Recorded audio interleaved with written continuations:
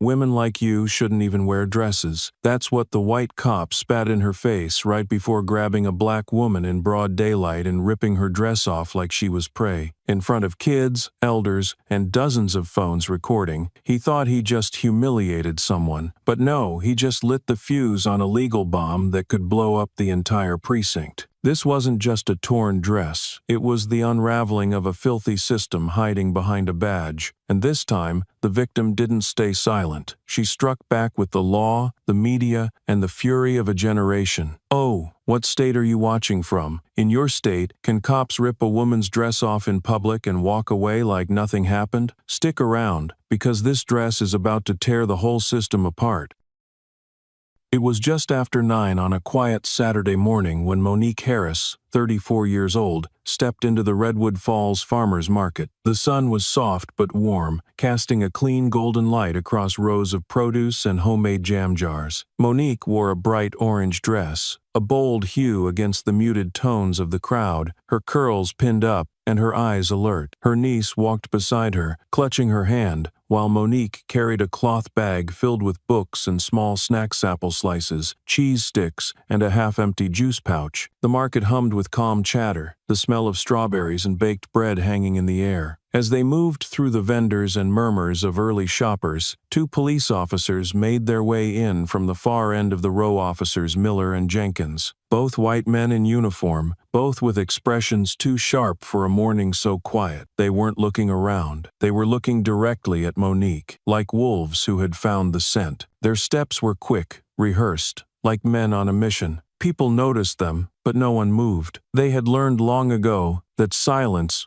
was the safest answer when the law came close. "Hey, you there, stop right now," Officer Miller said, placing a hand on his belt as they approached. "We've had a report of suspicious activity." Monique stopped, instinct tightening in her chest, but her voice was calm. She didn't raise her hands or raise her voice. "What did I do wrong?" There was no answer, just a sudden movement. Jenkins lunged forward, grabbing her arm. Miller yanked the strap of her bag. The motion was quick and hard, and the weight of the bag pulled against her dress. A sound like tearing paper filled the air and, then, silence. The fabric split from her waist down to her thigh, exposing her black undergarments under the open sky. The crowd paused. Even the breeze seemed to stop. Her niece screamed. A woman by the fruit stand gasped, her phone already raised. "Oh my God!" she cried out, recording. They ripped her dress. Monique didn't cry. She didn't yell. She shook off Jenkins' hand with a sharp motion and reached into the torn bag for her phone. With one thumb tap, she hit the speaker. Her voice rang out,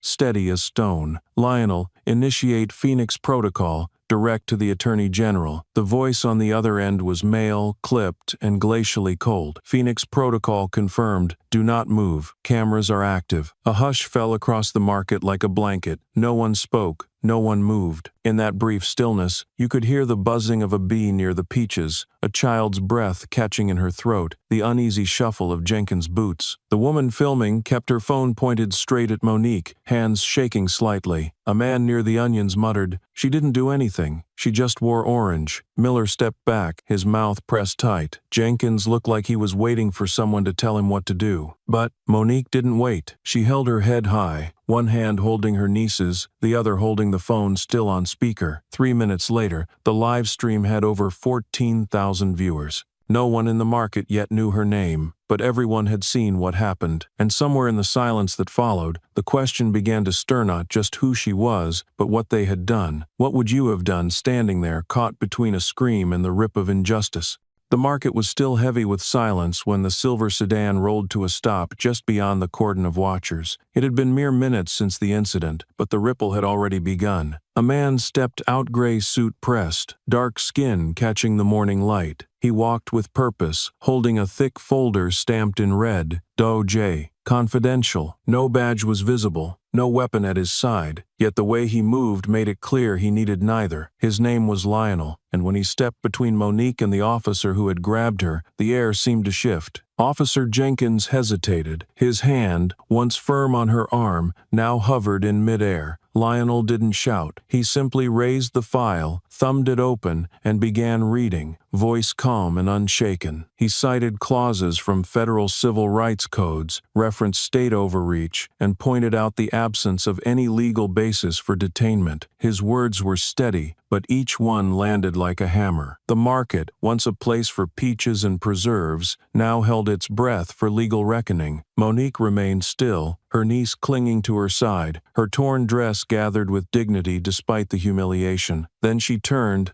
not to the officers, but to the people behind the phones, the onlookers caught between confusion and fury. "I used to investigate men like them," she said, voice low but resonant, "and now they think they can silence me by tearing my clothes. They think fabric hides the truth." A murmur ran through the crowd, followed by the whisper of a man near the back older, his hands shaking as he filmed with his phone. "Harris?" he said, just loud enough for those near him to hear. "Wasn't she the one who dug into Fairchild years back?" Lionel closed the folder and looked directly at Miller and Jenkins. "The woman you just humiliated once held classified clearance from the Supreme Court. You didn't stop a threat, you attempted a cover-up. In public." His voice did not rise, but something in it made the hairs on the neck stand up. "And now the country is watching." Already, the footage from earlier was traveling faster than the crowd could react. On social platforms, the video of the torn dresser's stillness, the scream of the child, the phone call to Phoenix had begun to spread. TikTok, X, Facebook, 1 million views in under an hour. No filters, no cuts, just the raw, brutal image of a woman reduced in fabric but never in resolve. Monique slowly crouched beside her niece, tying the V-shape of her torn skirt into a tight knot with a hair tie from her wrist. The knot held. She stood again, brushing off invisible dust, her eyes sharp as embers. "They used to call me the thorn in the system," she said, half to herself, half to the wind. "Well, now they'll learn what a flame feels like." No one answered. No one dared. Her voice wasn't angry, it was worse. It was certain. Lionel turned to the crowd, his tone no longer restrained. "This isn't about detainment. This is erasure. They tried to strip her image, not her rights. Because her existence threatens the story they want to tell." A few people lowered their phones now, not because the moment had passed, but because they suddenly realized they weren't just watching it was happening to them, too, in some unspoken way. A dress ripped in public is never just fabric. It's a message. And Monique had refused to fold. Nearby, a baby cried. The wind picked up again. The scent of basil and tomatoes returned to the air, but something had shifted in the light. In the hush of a small-town market, truth had arrived not with banners or slogans, but with scars sewn in silence, and a woman who refused to be erased. She placed her hand gently over her niece's head and looked up, not at the officers, but at the sky, then back at the crowd. Her breath was steady. Her dignity remained intact, not because it had never been touched, but because it had survived the touch. And in that moment, justice didn't wear a robe or carry a gavel. Justice stood barefoot on cracked pavement, dress knotted at the waist, holding the gaze of a system that had tried to forget her name. But now the world would remember. Her name was Monique Harris. What is dignity, if not the quiet refusal to vanish? They remembered her name now, but names carry weight, and Monique Harris had carried hers through silence long enough. That night after the market, the crowd, the unraveling of her dress and dignity, she didn't speak to the media or scroll through the tidal wave of views and shares. Instead, she returned to a quiet room behind a closed door, one without windows, where dust coated the corners like secrets too long untouched. The safe was tucked beneath the floorboards. She had installed it herself 6 years ago, after Fallbrook. Her hands moved with quiet certainty as she spun the dial and turned the handle. The metal groaned softly, reluctant but obedient. Inside was a flash drive wrapped in a silk scarf, and beneath it, a sealed envelope, yellowed at the corners but still bearing a neat label in red ink. Fallbrook, 2017. She placed both items on the desk and sat down. The room was still, save for the faint hum of a radiator warming against the chill. When she broke the seal, the scent of old paper drifted up dry, faintly metallic. Inside the envelope were photographs, memos, and email printouts. Every page stamped in gray, closed, security risk. She had once held this evidence in trembling hands. Now, she reviewed it, with eyes sharpened by time and truth. Back then, she had worked as an investigator for the Department of Justice, tasked with reviewing the algorithms used in law enforcement technologies. That's when she found Clarion Shield, or rather, Clarion found her. The company had quietly sold software to police departments, software that claimed to predict criminal behavior pattern recognition, they called it. But what it did was target black communities, especially young men and women, under the guise of statistical objectivity. Monique had run the numbers herself. The patterns were not criminal, they were racial. She unfolded a document with lines highlighted in yellow, the kind used to emphasize decisions already made. A 2017 internal email from Clarion's executive branch read simply, "We need to remove Agent Harris from influence, contain, and neutralize." There was no ambiguity. They hadn't just wanted her quiet, they wanted her irrelevant. Lionel sat across from her now, his tie loosened, reading over her shoulder, his brow furrowed as he picked up a fax, the ink faded but legible. "They didn't plan to silence you with bullets," he said slowly, "but with bureaucracy. They tried to choke your voice with red tape and time." She didn't answer right away. Her fingers slid across one final photo, the last item in the folder. It showed a young black girl on a city sidewalk, her hair being yanked backward by the hand of a police officer. Her face was twisted in fear, caught mid-scream. Monique stared at it for a long time, her breath slowing. The image echoed what had happened to her just hours ago, nearly frame for frame. Time hadn't changed the playbook, only the players. "They never changed tools," she said softly. "They just changed targets." Her voice didn't crack, but Lionel saw her jaw tighten. He knew that look. It was the same one she wore when she first uncovered Clarion's network, when she tried to sound the alarm and was met with silence from above. No one wanted to challenge a system that promised efficiency, even if it was built on injustice. Without another word, she reached for her phone and dialed. "Marcus," she said, her voice steadier now. "It's time to open the gates again." Marcus was a name that hadn't been spoken aloud in years. He had once been her ally in decoding the systems Clarion built, a man who could unravel code like threads from a sweater. She had trusted him then. She would trust him now. His voice came through the speaker after a beat of static. "I've been expecting your call," he said, calm but unreadable. "I need you to look at what they buried," Monique said. "It's time we dug it back up." There was a pause on the other end, the kind that holds weight. Then Marcus replied, "If I reactivate the Phoenix algorithm, it won't just expose them. It'll bite back. Hard. Even the creators won't be safe." Monique closed her eyes, breathed in deeply, and opened them again. There was no fear there, only memory, only purpose. Then let it bite. In that dim room, surrounded by yellowed documents and the quiet hum of betrayal written in ink, she laid her past on the table like a surgeon preparing for difficult work. There was no vengeance in her face, only clarity. She hadn't disappeared in 2017. She had waited. Outside, the night deepened, and the city didn't yet know that its old ghosts were stirring. But one woman had already opened the door. Some histories don't stay buried, some are stitched into the skin, and some like hers come back not to haunt, but to correct. The past has a way of echoing forward, and as Monique reopened old doors, someone inside the very system she once fought began to feel the walls close in. Officer Noah Whitaker sat alone in the precinct review room, the lights dimmed low, a flicker of static humming from the dashcam monitor in front of him. He had watched the footage 3 times. On the 4th, he pressed pause just as Jenkins tore Monique's dress. The still frame froze Jenkins' smirk in place sharp, satisfied, almost proud. It made Noah's stomach twist. He leaned back in the chair, palms flat against his thighs. The air in the room felt thin, dry like the desert wind from his childhood summers. The silence wasn't peaceful, it was heavy, like it was waiting for him to lie to himself again. But the screen didn't lie, not this time. Noah had been trained under the Clarion protocols. He remembered the exact wording from the Academy manuals. If they react, they are a threat. Respond with force. Reason follows action. There were no footnotes, no room for instinct or doubt. It was clean,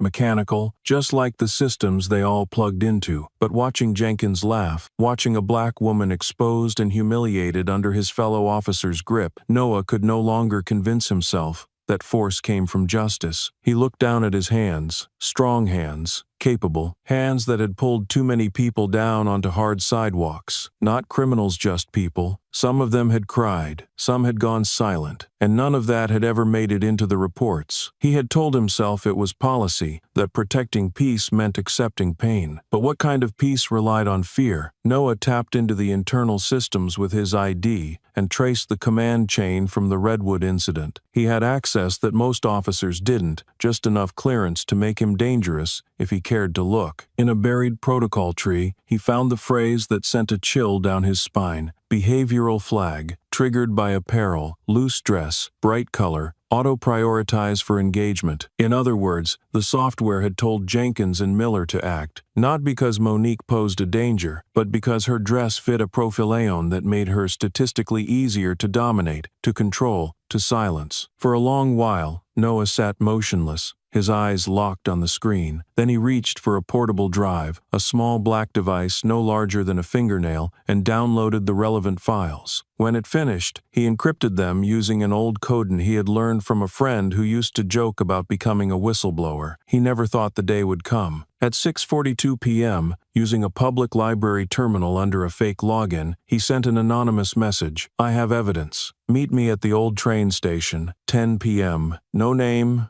no signature, just the truth, finally moving somewhere it might live." The train station hadn't seen a train in years. Dust coated the benches, and a broken vending machine blinked aimlessly in the dark. At exactly 10, headlights cut across the platform. Monique stepped out of the passenger side of Lionel's car, coat wrapped tight, eyes searching. Noah stood beneath a rusted lamppost, his posture stiff, like a soldier reporting for something he couldn't name. He held out the tiny USB without a word. Monique approached slowly, taking the device with careful fingers. She met his eyes not with suspicion, but with understanding. Noah's voice came low, nearly lost in the wind. "I can't keep telling myself I'm one of the good ones if I stay quiet. I saw what they made us do. I've seen what I've done." Lionel remained by the car, giving them space. Monique didn't hesitate. She placed her hand gently on Noah's shoulder, not to comfort, but to connect. Her voice was firm, kind. "You're not betraying the badge. You're holding on to the part that still feels human." Noah closed his eyes for a moment, as if the words needed to settle somewhere deeper than thought. Then he nodded and turned to walk away into the night, shoulders heavy but lighter than before. Monique stayed behind for a few seconds, her fingers brushing over the tiny device. One file, maybe 24 commands, and yet, within it, the blueprint of a system built to choose humiliation over humanity. That same night, deep within the Redwood Falls Police Department, an alert sounded. The system had detected unauthorized access. A red banner blinked across multiple screens. Data breach. Protocol flag. System deviant. Internal threat detected. Sometimes the first crack doesn't come from outside. Sometimes it begins when one person decides to stop pretending. And in the silence between floodlights and sirens, a whisper of dignity remained just loud enough to be heard.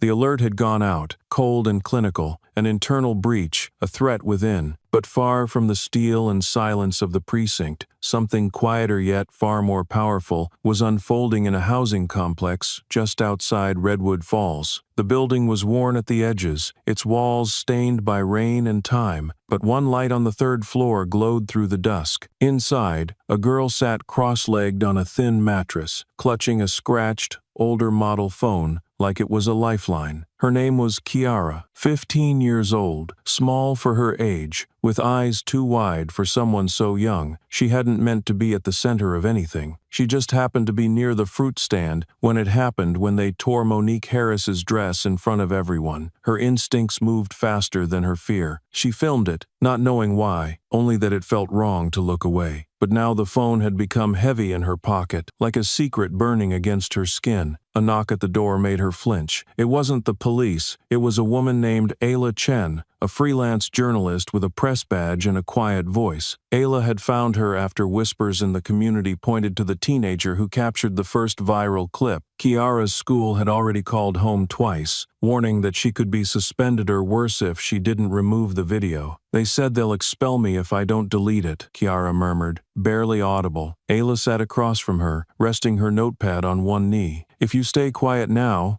she said softly. "Someday it might be your dress they rip." The girl looked down. Her thumb hovered over the video file, heart pounding. But instead of pressing delete, she opened the live stream app. The screen lit up. No music, no filter, no script. Her voice was soft but unshaken. "My name's Kiara. I'm the one who filmed it. I did it because I saw her hurting, and they shouldn't have done that. Not to her. Not to anyone." It was barely 2 minutes long, but in those 2 minutes, 5 million people heard the voice of a teenager speak a truth too many adults had avoided. There was no performance, no political language, just a girl telling the world what she saw and how wrong it felt to pretend otherwise. Somewhere else, Monique watched the video unfold. She didn't speak right away, but later, she recorded her message, a short clip of gratitude sent back through Ayla. "You were the first to stand up for a stranger," Monique said. "That is the beginning of justice." The words echoed in digital silence, passed phone to phone like a torch. Clarion Shield responded within hours, filing a formal complaint demanding that the video be taken down. They claimed it violated protections for officers engaged in lawful duties. The language was dense,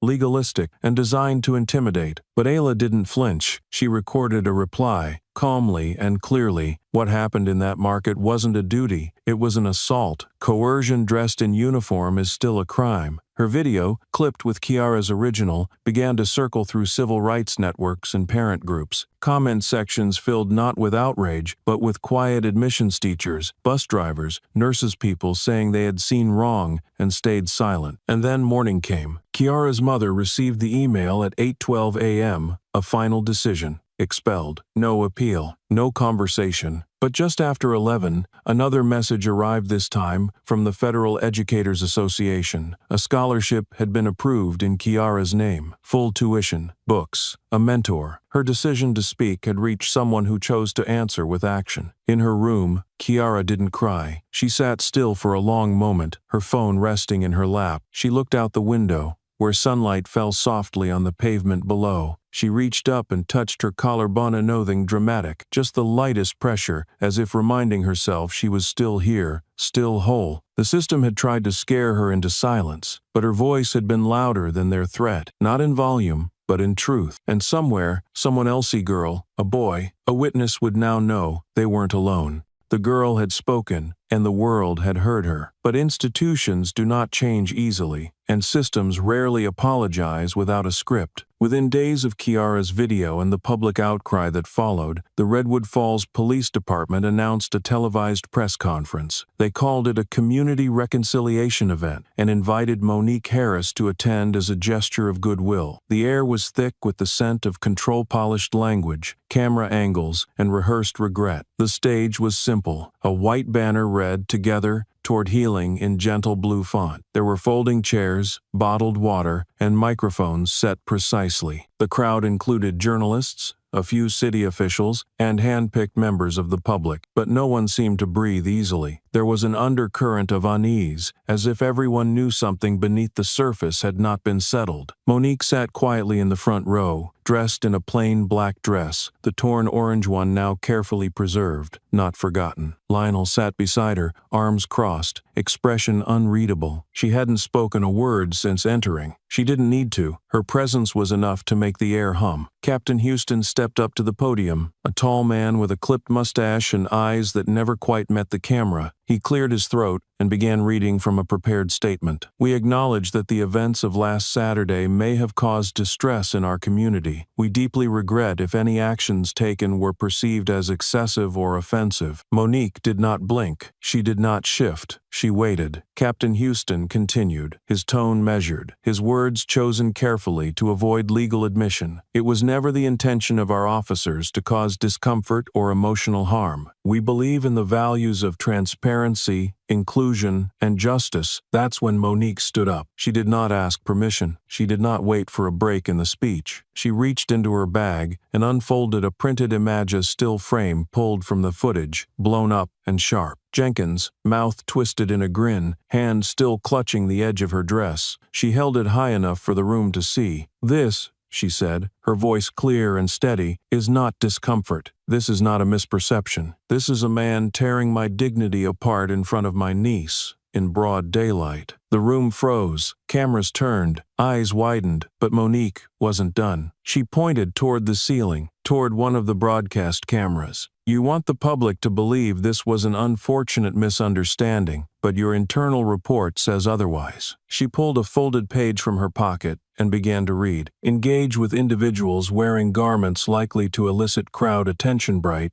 loose, or culturally distinct clothing. Prioritize physical compliance. That was your policy. From the back of the room, someone whispered too loudly, "Cut her mic," but no one moved fast enough. Lionel rose beside her, holding a thick stack of documents in one hand. He let them drop onto the table with a thud. You call this transparency? This is damage control dressed in uniform. What you're offering isn't an apology, it's an erasure. You want her to nod and move on so the cameras will stop rolling. Monique didn't raise her voice. She didn't need to. They're not afraid of me being angry, she said softly. They're afraid I'll speak clearly. I'll name what they did. The weight of her words settled across the room like a winter storm. And outside the carefully lit auditorium, viewers across the state watched in real time. Some sat on couches in quiet homes. Others are in waiting rooms or break rooms. But many reached for their phones not to scroll, but to act. At the studio handling the local broadcast, the control booth lit up. Phone lines rang out of sync, blinking red in rapid succession. Call after call, complaints, demands. Not against Monique, but against the network for daring to cut away. Operators tried to reroute, but the volume was too high. Lines crashed, circuits jammed. The system wasn't ready for this kind of truth. Monique stood in the same spot, breathing steadily, her hand resting over her sternum, not for drama, but for grounding, as if to remind herself that her body still belonged to her, even after it had been politicized, dissected, and denied. They had asked her to come for reconciliation, but what she gave them was reality. Justice. She reminded them not with slogans, but with stillness. It's not about comfort. It's about truth spoken plainly, even when the mic trembles.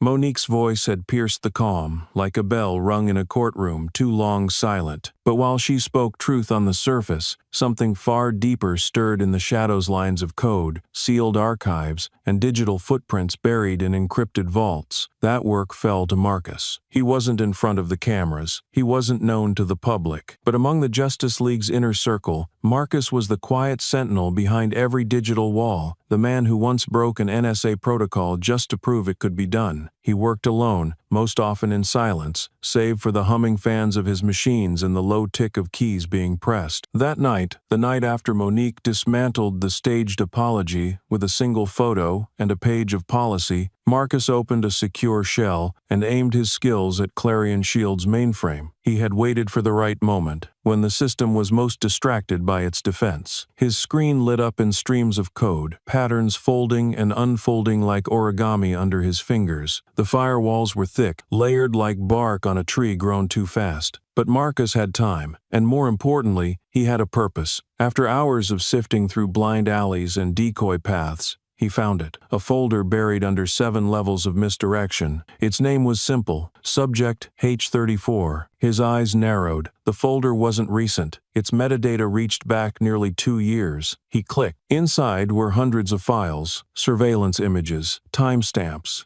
GPS trails, even video clips, not of a facility or a known suspect. All of it showed Monique, at work, in her kitchen, reading from a tablet, walking through her neighborhood. One video was from inside her home, the angle fixed like a ceiling corner camera. A file list beside the footage showed logs of her emails, books she'd checked out, and phone calls she'd made to Lionel. Every part of her life, indexed, analyzed, and cataloged. Marcus froze for a beat. Then he picked up the phone. When Lionel answered, his voice was tired but alert. Marcus didn't waste time. They didn't make a mistake, Lionel. They didn't stumble into Monique by chance. They've been watching her for years, studying her like she's some kind of weapon. There was silence on the line. Marcus continued, his voice lower. There's a directive. I just found an email sent from an internal account. It says, quote, Harris is not to be reintroduced into public influence. If she reemerges, initiate randomized containment protocol. He paused. They had a plan for her return. Lionel didn't answer right away. Then grimly, you think they've infiltrated the Foundation? Marcus didn't answer that. He didn't need to. The fact that Monique had been under surveillance while supposedly safe proved more than enough. At that moment, Monique entered the room behind Lionel. She'd heard enough to understand. She leaned on the edge of the table, her arms crossed tightly, not in fear, but in cold calculation. "So," she said softly, "they watched me sleep, read, eat, and still couldn't silence me." Marcus almost smiled. "They're afraid of you." Monique nodded once. "Good. Then let them watch every step. Let them see how far I go." Marcus didn't waste time. He copied the entire contents of the H34 folder into a mirrored backup, encrypting it with layered security protocols. Then, before logging out, he embedded one final command: a dead man's switch. If the drive was tampered with, or if his system went dark for more than 48 hours, the files would go public. All of them. Every video, every email, every memo about how Clarion monitored an innocent woman like she were a threat to the nation. He typed a single line into the script file: "If I disappear, let justice survive me." Then he shut the terminal and leaned back, rubbing his eyes. Outside, dawn was beginning to tint the skyline, a new dawn where truth, once hidden in ones and zeros, now waited on a knife's edge. Just as he stood to stretch, the screen blinked red. A single line appeared in the center. "Unauthorized IP trace detected. Clarion has logged your entry." Marcus exhaled slowly, his breath long and steady, like someone bracing for a storm. But storms don't frighten those who live in fire, not when they've already touched the flame.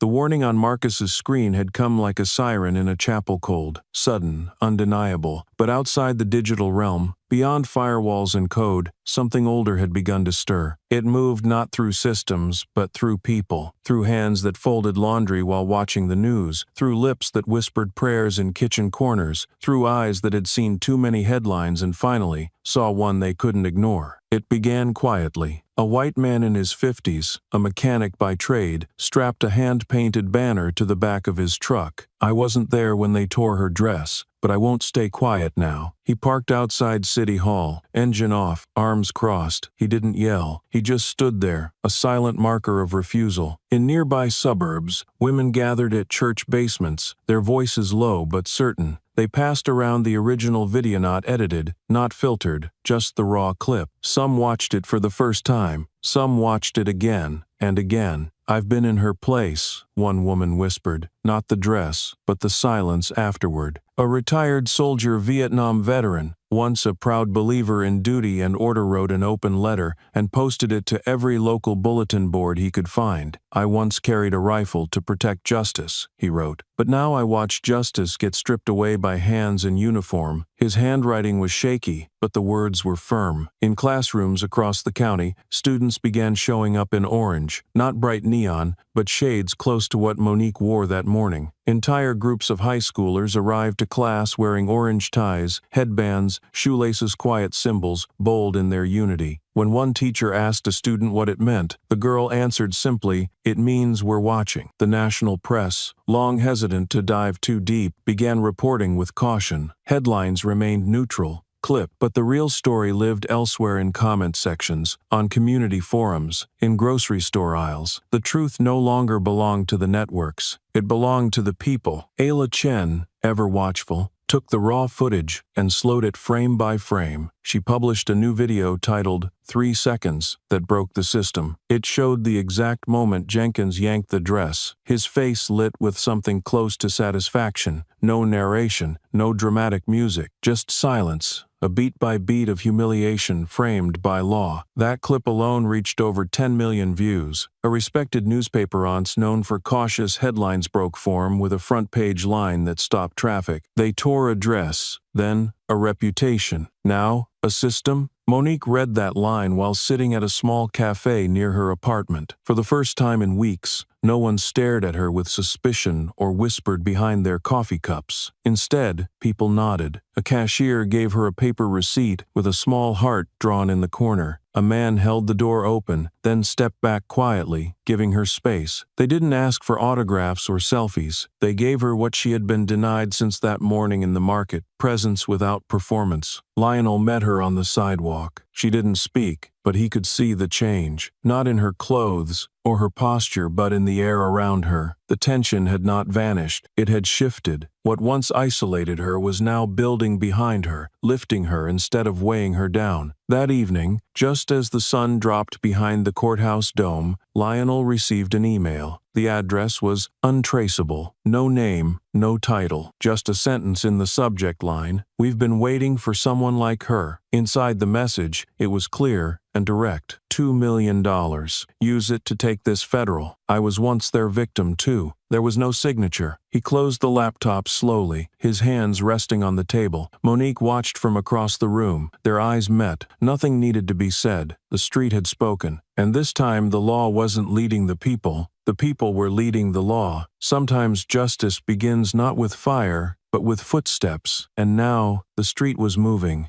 The anonymous email had offered $2 million, and with it, a clear path forward. But by morning, the world shifted again, not because of what was promised, but because of what was missing. Marcus had vanished. 6 hours. That was the first sign. Lionel had sent a message, then another. No response. Ayla checked their shared encryption channel. No login since midnight. Monique tried calling directly, straight to voicemail. For Marcus, silence was more than strange. It was an alarm. Lionel drove to his apartment just after dawn. The city was still half asleep, the street damp with dew, and birdsong carried faintly through the open window on the second floor. The door to Marcus's place was cracked open, no sign of forced entry. Inside, it smelled like dust and burnt plastic. The laptop on the desk had gone dark, battery drained, screen black but still humming faintly. A cable hung loose, unplugged from the wall, like someone had left in a hurry, or hadn't been allowed to stay. On the screen, when Lionel pressed the spacebar, a single line of white text blinked against the black background. "If I disappear, the truth will not." He looked down. A file directory flickered open. A code had already executed. A timed triggerone Marcus had built himself months ago. A final act, not of revenge, but of protection. Minutes later, without fanfare, a link began to spread across the internet like spilled ink on paper. Clarion leaks. Zip. It appeared first on Twitter, then Telegram, then Mastodon. Each post identical, as if dropped by the same unseen hand. Inside the folder was a digital reckoning. There were internal maps of Clarion Shield's AI systems, designed not for safety, but for prediction and profiling. Email chains dated back years, showing calculated orders to label individuals like Monique as candidates for elevated monitoring. Memos confirmed targeted tracking from 2021, photos,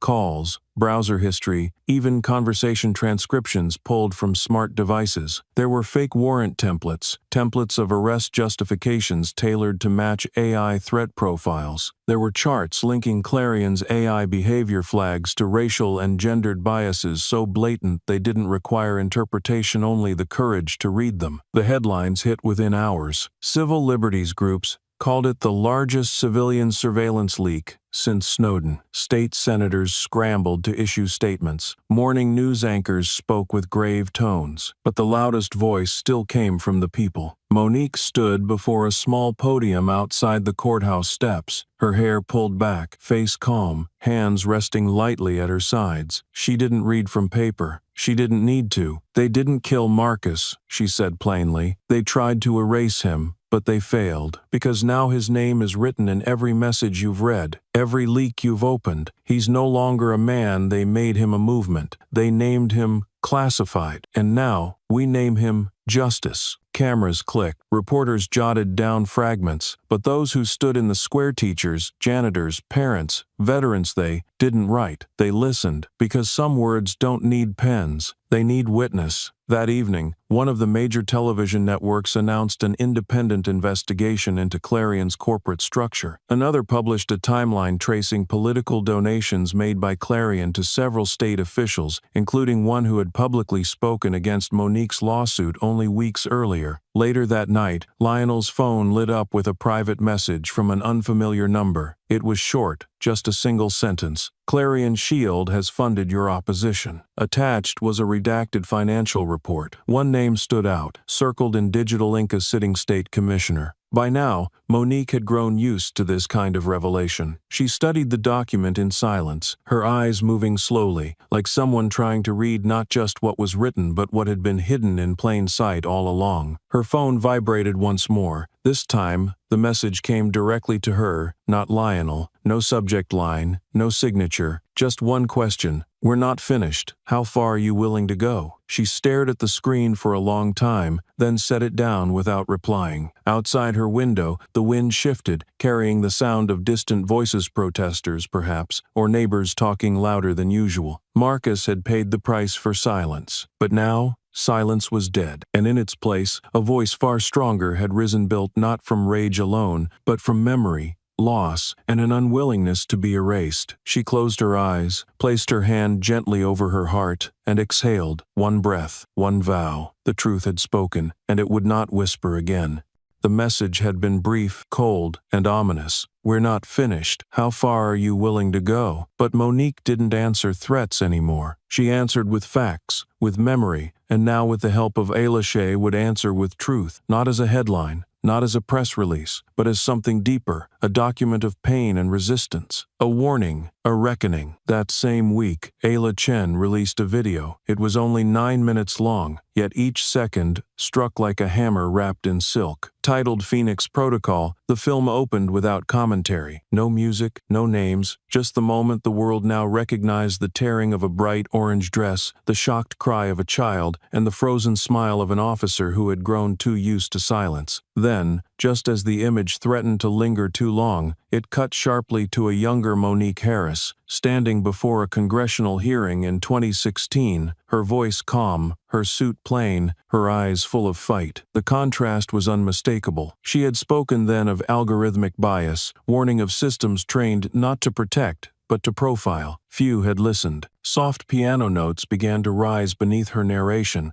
slow and deliberate. They never feared my words, Monique said, her voice layered over scenes of digital code and courtroom stills. They feared I'd survive what they did to stop them, and now I have. The film moved like a breath held too long. Dashcam footage, street angles, the grainy image of Noah's internal footage, his whispered confession, Kiara's trembling voice, still shots of protests, of banners tied to fences, of elderly hands holding printed screenshots. It wasn't just documentation, it was memory in motion. By the 6-minute mark, the view count was already climbing. 18 hours later, the video had been watched over 12 million times. Number: Justice for Monique surged to the top of Twitter in the U.S. It was no longer a local headline. It had become a national reckoning. But the last frame held the sharpest edge. White text on black screen, silent and unblinking. Internal classification. Subject H34. Risk Tier 3. Monitoring authorized as of August 2017. Target: Monique Harris. It was the final confirmation that she hadn't just been a victim of bad judgment or mistaken identity. She had been watched, tracked, and categorized years before her name became known to the public. To Clarion Shield, she wasn't a citizen. She was a disruption, a threat to be contained. When Monique appeared briefly outside the courthouse that afternoon, reporters pushed microphones forward like spears, but she remained composed. She looked directly at one of the cameras and said, "If I'm dangerous, then what they fear must be the truth itself." Her voice wasn't bitter, it was measured, as if she understood now that fear didn't always come in the form of violence. It often wore a badge, held a clipboard, or moved silently behind a server wall. Inside the halls of Clarion's remaining offices, silence grew heavy. The leaks had done their damage, but the film Phoenix Protocol had drawn blood. People who had once dismissed the story now asked harder questions. Community boards demanded hearings. Religious leaders raised it in sermons. Union heads played the clip during lunch meetings. The people, not the politicians, were driving the wheel now. Lionel, standing behind Monique during her brief appearance, addressed the press with his usual clarity. "Today, "I'm filing a federal suit," he announced, "not because a woman's dress was torn, but because a net of power has wrapped itself around civil life, invisible and cold, and it's time to cut the lines. No theatrics, no anger, just truth." That evening, just as night fell across the Capitol, a short internal memo was issued from the Department of Justice. It wasn't public yet, but it would be. The contents were simple and stunning.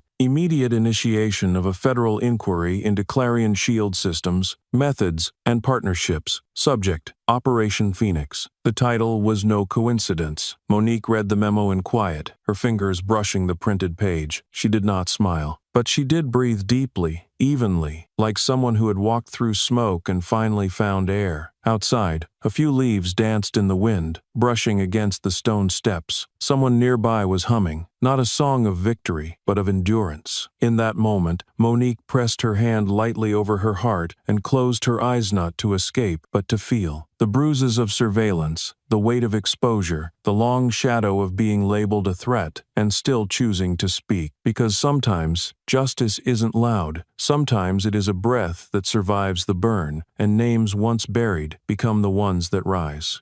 The ashes of exposure were still warm when the summons came. Operation Phoenix had been named, but before federal hands could move, the state convened its own spectacle. A public hearing ostensibly to uncover the truth, but more truly to salvage its own image. Yet no amount of staging could prepare them for the weight of what Monique Harris would bring to that room, not in folders or files, but in flesh, memory, and fire. She entered not like a victim, but like a verdict, walking upright. The room quieted not out of respect, but recognition. The orange dress she wore had been stitched back together not discreetly, but boldly. The long black thread ran down the seam like a scar deliberately left visible, jagged and defiant. The repair was not hidden, it was the message. They had torn it, and she had sewn it not to forget, but to remember publicly. She stepped to the podium, her voice low at first, not because of fear, but because power does not shout when silence already obeys. "Before I speak of algorithms and data," she began, "I want to speak of a woman in Jackson County. Her name is Laverne Carter. She was arrested last year for driving an old Ford too slowly through a school zone. The officers said she looked suspicious. She was held for 8 days before the charges were dropped without apology, without explanation." Monique paused,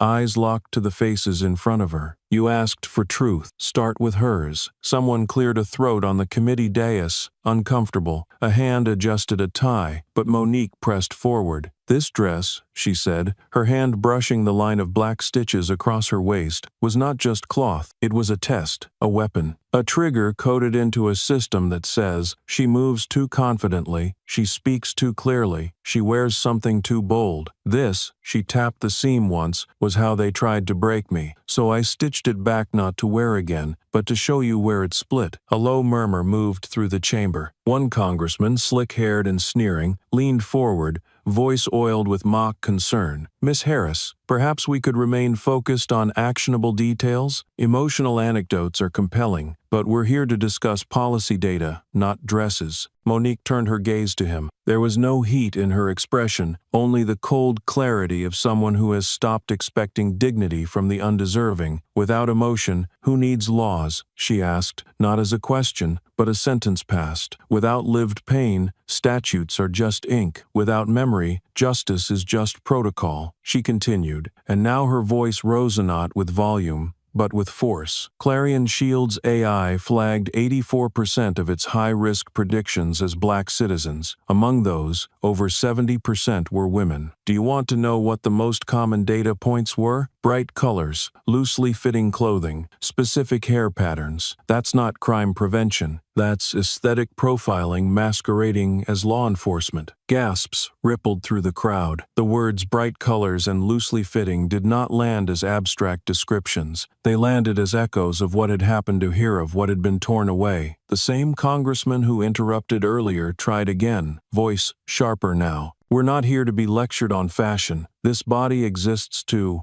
regulate power." Monique cut in, eyes sharp as a blade. "And you've failed. repeatedly. You let a corporation design justice. You let code decide character. You let silence become policy. I'm not here because I wore the wrong thing. I'm here because you built something that punishes people for being seen. No one dared interrupt again. From the back of the room, the public watched in breath-held stillness. A mother clutched her daughter's hand. A teacher wiped a tear behind their glasses. Some took notes. Others simply watched, needing no transcript. The seam of black thread on Monique's dress had become something more than a repair. It was a timeline, a wound mended, not hidden. And yes, she said at last, voice low again, measured. If I had worn jeans that day, maybe I'd have walked home with only bruised pride. But I wore this dress. And so they didn't just try to shame me, they tried to shred a symbol. But what they tore wasn't just fabric, it was the veil over a system designed to humiliate in plain sight. So when they ripped the dress, she paused, eyes sweeping the room. They tore the system with it. The room held still, a silence thick enough to press against the walls. The dress, the stitch, the voice-all had done more than data ever could. They had made the system feel what it feared most, public recognition of its own design. By the time the hearing adjourned, a new sound had taken root across neighborhoods, apartments, farms, and city streets. Not shouting, not sirens, just the gentle flap of fabric in the wind. From windows and balconies, people began to hang torn orange garments. Not new, not pretty, but stitched, each one a quiet banner, each one a wound made visible. And across a watching nation, the truth no longer begged for proof. It stood up, buttoned its seam, and said, I was here. I am not done.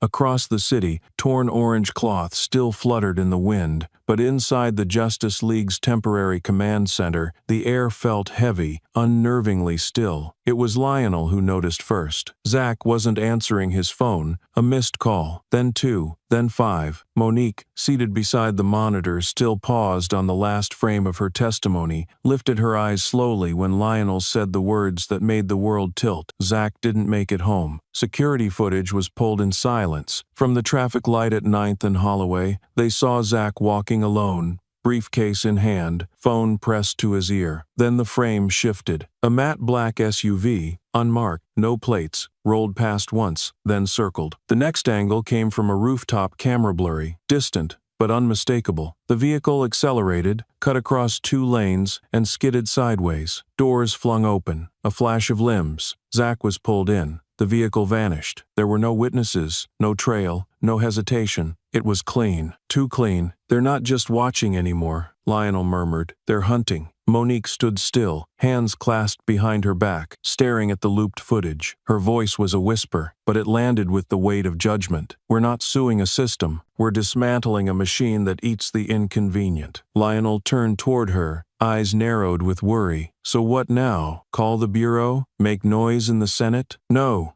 Monique said, her tone flat, sharp. Noise is what they're trained to ignore. We hit them where they choke. We make the public remember. We drag the shadow into light, so blinding that no one can pretend it isn't there. Within 3 hours, Ayla Chen had cut the raw footage into a new exposé. She titled it Inside the Beast. It opened not with data, but with silence-a visual of Zach smiling in a cafe the day before, unaware. Then a cut. The SUV, the abduction, the moment it all collapsed into violence without warning. From there, the video unraveled layer by layer. The web Clarion had spun from AI surveillance tools disguised as civilian traffic monitors to partnerships with federal intelligence contractors under non-disclosure orders to suppression directives quietly shared with state-level law enforcement and school boards alike. That night, a burner phone buzzed in Lionel's coat pocket. No number, just an audio file. He played it, and every person in the room went still. Zach's voice, shaky, breathless. I already told you. I don't know the backup string. A pause, then a sound. Metal scraping tile. Then another voice, crisp, clinical, and eerily amused. You encrypted it too well, Zach. Now we have to be messy. There was a sharp breath, maybe a grunt, then static, then nothing. Ayla's face turned pale. Lionel closed his eyes, jaw tight. But Monique, she didn't flinch. She turned to Ayla, calmly. and said, "You know what to do." 2 hours later, the audio was stitched into the climax of Inside the Beast, and the full video was uploaded to 5 decentralized platforms, mirrored on 40 servers, encoded for auto-reshare if taken down. In the first 12 hours, it hit 5 million views, then 10, then 20. The world wasn't looking away this time. The authorities, Clarion, its allies, and its bot messengers responded like a cornered animal. YouTube flagged Ayla's channel as a threat to national integrity. Her backup accounts were shadow banned, but it was already too late. The clip had replicated. Journalists from Argentina to Poland were requesting interviews. Underground data archives created full repositories of every Clarion-linked document ever leaked. The people weren't just watching, they were collecting, archiving, repeating. Monique stood before the press, eyes rimmed but unbroken. "We don't do this for politics," she said. "We don't do this for noise. We do it for memory. Because as long as people remember, they cannot erase us. As long as you keep their names, they can't silence ours. This isn't a movement anymore. It's a mirror. Look into it." And people did. For Zach, for Marcus, for Laverne Carter, for every woman flagged because her skirt was orange and her voice too clear. Across bridges, train stations, and neighborhood alleys, people projected the video on walls at night. In subways, QR codes etched in chalk directed riders to Inside the Beast. One graffiti artist stenciled the shape of an SUV in black paint on sidewalks with a single line beside it. "They came for him. Don't let them come for you." Somewhere deep in a secure server, Clarion's network logged the failure. Their automated countermeasures delete, deny, discredit were overwhelmed. But Clarion's executives, seated in glass towers and encrypted war rooms, didn't speak of exposure. They spoke of containment, of escalation. One message appeared on a private terminal, destination unknown. Stage 4, activation approved. Close her mouth permanently. But Monique Harris had never been quieter, and never louder. Her calm was volcanic, her silence orchestral. And what they failed to understand, what all tyrants fail to grasp, is that once memory becomes action, it no longer needs a voice to grow. It becomes instinct, flame. The dress they tried to tear had become a banner, and now, one of their own had vanished. They hadn't kidnapped a man, they had kidnapped a warning, and the world was listening.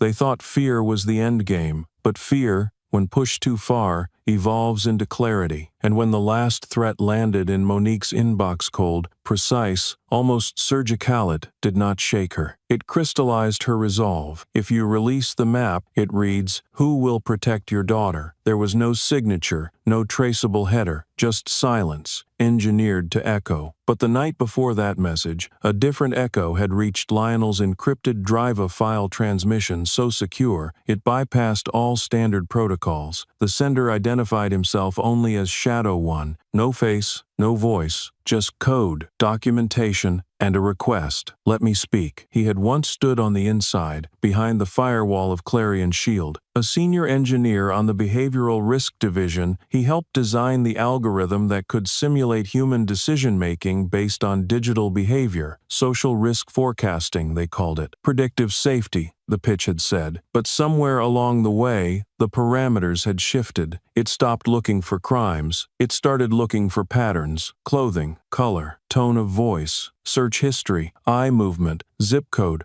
skin. Shadow One was terminated without cause 3 years ago, shortly after objecting to a memo that categorized emotionally expressive black women in public settings as priority threat signals. The memo was marked confidential, DOJ crossmatch alpha. Lionel read it twice before he believed it. On the night of the transmission, Ayla ran the source through a quadruple authentication scrub. It held. Shadow One wanted his testimony recorded not for fame, not for money, but for what he called a final betrayal against the silence I helped build. The footage showed a dark silhouette, voice filtered to a low metallic modulation. His first words, "Clarion's shield didn't fail. It functioned exactly as it was designed to preempt dissent, not danger." He explained how, for years, Clarion had embedded hooks into federal back-end systems, subtly, legally, quietly. Using partnerships disguised as interagency pilot programs, they were granted limited DOJ access for threat simulation training. But those hooks deepened, drawing in behavioral reports, personal emails, location, logs, without warrants, without notice, without ethics. Over 30 million unique profiles were silently constructed, updated in real time, analyzed for deviation. The system didn't guard. And then came the case of H34, Monique Harris. She had been entered into Clarion's system long before the marketplace, before her DOJ badge was turned in, before she disappeared. Not as a suspect, not even as a threat, but as a projection, a variable the system couldn't flatten. In training simulations, her profile was used to test what Clarion called behavioral override protocols would. An officer override the system's command when faced with someone who didn't conform to threat matrices. Most didn't, most obeyed the prompt. Her presence, Shadow 1 said, was not a glitch. It was a ghost in their code. She had been forced into algorithmic rehearsal over and over. Behind closed doors, her identity twisted into data, her defiance framed as volatility. They didn't just watch her, he said. They rehearsed breaking her. When Monique saw the model map a spiderweb of pulsing names overlaid on a digital atlas of neighborhoods, churches, subway exits, her hand clenched so tight around the printout, the paper crinkled. Ayla filmed the reveal silently. The caption read, "Not surveillance, simulation." In the hidden room beneath the Foundation's legal annex, Lionel asked the final question, "What are you most afraid of, Shadow 1? The answer came without pause, that I say nothing, that I let the echo eat me too. His testimony was encrypted into the master file for the federal lawsuit. No edits, no cuts. It would speak in court as raw truth, an indictment built by one of its own architects. But Clarion wasn't silent either. Within 12 hours of the leak, bots flooded Ayla's digital channels with noise conspiracy claims, counter-misinformation, attempts to drown the truth beneath absurdity. One clip showed a deep fake of Monique at a fake press conference, laughing about algorithmic racism. The media turned cautious, but the people didn't. The footage spread again. It spawned breakdowns, explainers, even artwork. One painting showed Monique as a conductor, strings of code unraveling behind her, each note a name, each silence a scream. Someone posted it under the hashtag number Echo Breaker, and then the message came. A second email, addressed to Monique directly. One line, "If you release the map, who will protect your daughter?" For the first time in days, Monique went quiet, not out of fear but out of calculation. She handed the phone to Lionel and walked out. Outside, orange dresses hung in windows. Chalk outlines in the shape of surveillance domes marked the pavement. At a bus stop, two teenage girls passed a tablet back and forth, watching Inside the Beast like it was scripture. Clarion thought it could blackmail a symbol. But Monique Harris was never just a symbol. She was a scar that learned how to speak. And scars, once formed, do not disappear. They remember, they warn, they pulse. Inside the Foundation, Lionel added Shadow 1's full deposition to the case brief. He titled it simply, "The Turn from Within," and behind closed doors, the gears began to shift.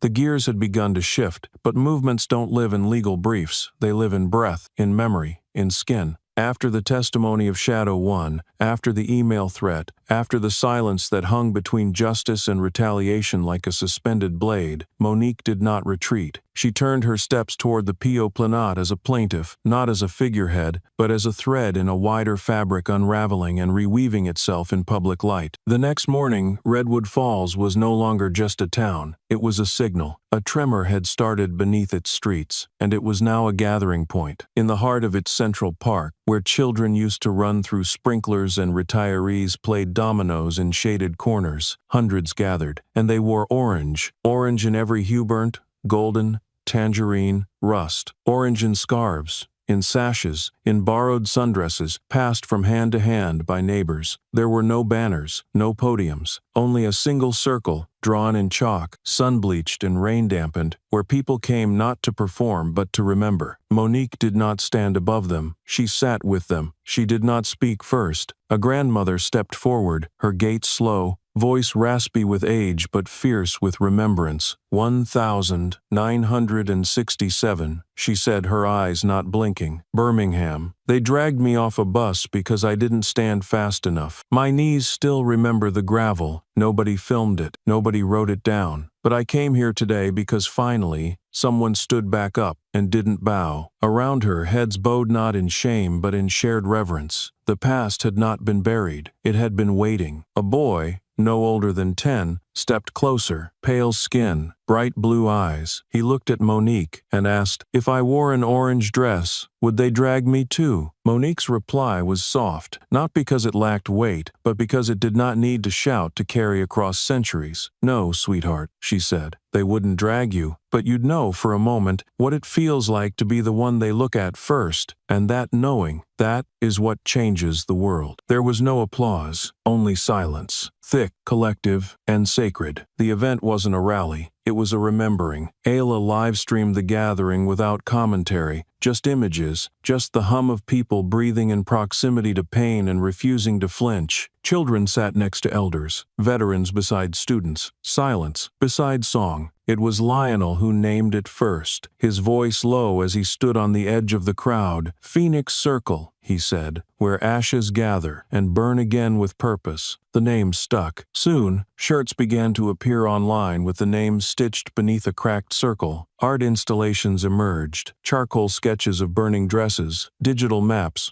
marking cities where silence had been broken. Each image bore the sign, Phoenix Circle, not as a brand, but as a belonging. Monique never asked anyone to follow, but they did. She was no longer the voice at the center. She was the echo in everyone's ribs when they chose to speak. "I don't need to talk anymore," Lionel whispered to her as dusk began to cool the park. "They're speaking now, and they're louder than Clarion ever calculated." But Clarion wasn't deaf, it was calculating, always. That night, as the last of the crowd dispersed and streetlights flickered on like quiet sentinels, someone walked up the steps of a mansion deep in the wealthy enclave outside the city. No security lights blinked. No cameras whirred. The figure moved silently, deliberately, and hung a single orange dress on a hook affixed to the front door of the Clarion Shield CEO. No note, no threat, just cloth and memory. The message was simple. "We see you now." Across the country, photos of the dress appeared on message boards, in group chats, under hashtags, once banned by platforms now forced to allow them. Phoenix Circle was no longer a gathering. It was a generation, and it wore orange.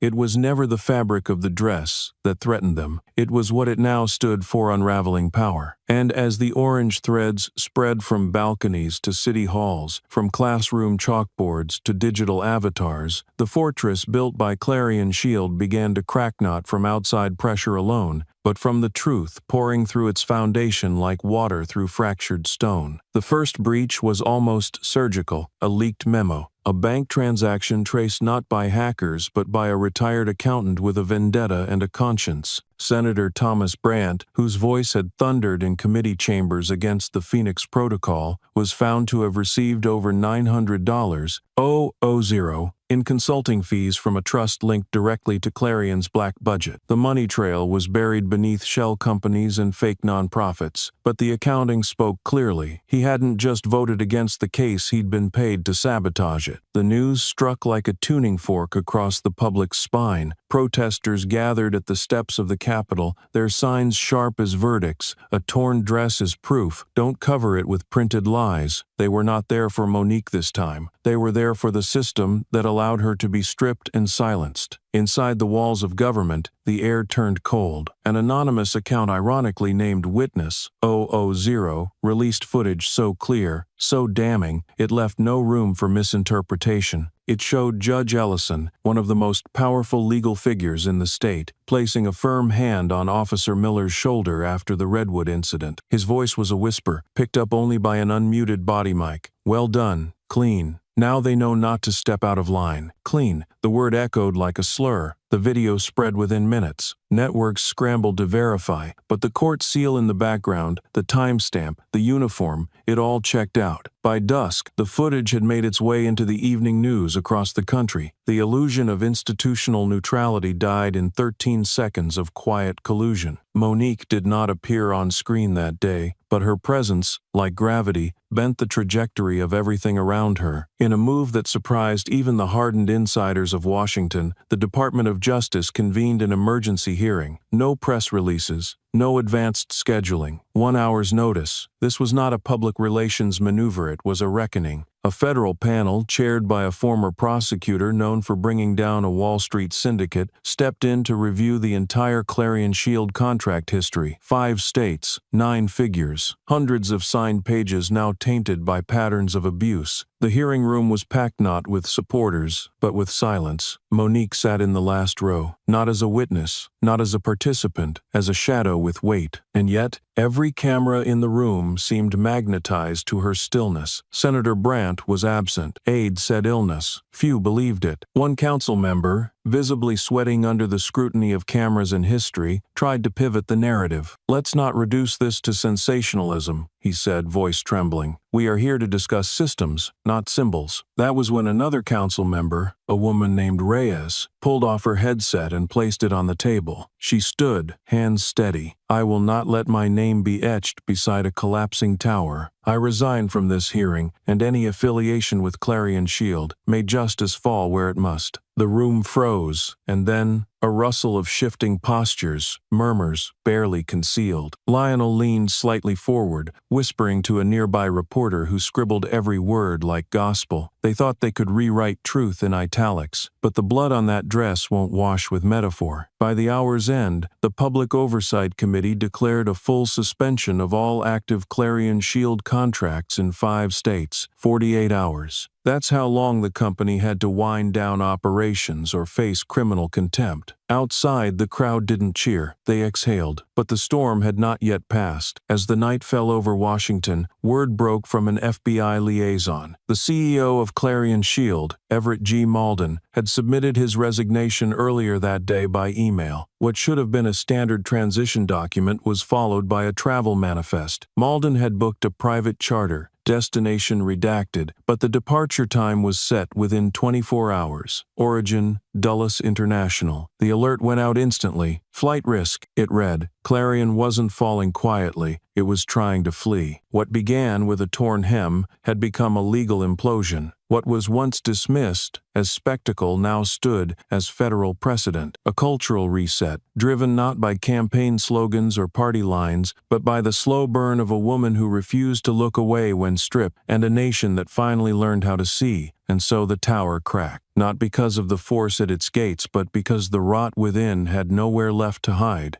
The council was collapsing, the tower caving inward, but it was not until a voice rose from the lowest floor, the cold tile of a prison cell, that the weight of everything done, everything ignored, everything programmed into silence, became unbearably human. It began without announcement. No press leak, no legal motion, just a direct call placed by Officer Jason Jenkins from inside a solitary holding unit in the federal detention center outside Denver. He refused a lawyer, refused a script, refused the offered leniency in exchange for silence. "Bring a journalist," he said. "No edits, no delay. I'm done holding it in." The producer at Channel 6 thought it was a prank, but within an hour, their reporter Jesse Dunn, known more for weather than hard news, was escorted through 3 security gates, past agents with unreadable faces, and into a cold steel room where Jenkins sat in standard issue blues. He didn't look defiant. He looked cracked. The red light blinked. Live stream initiated. Over 6 million tuned in. "I don't know how to start this," Jenkins said, staring past the lens, "because starting would mean admitting that there was something before, something human in me that I let die a long time ago. I was told we were law. That Clarion system wasn't a suggestion, it was a gospel. And so when it flagged her Monique Harris, when my tablet flashed red and my partner grinned, I didn't question. I obeyed." His voice faltered, not for lack of conviction, but because the weight of the moment crushed every syllable with its own echo. That moment,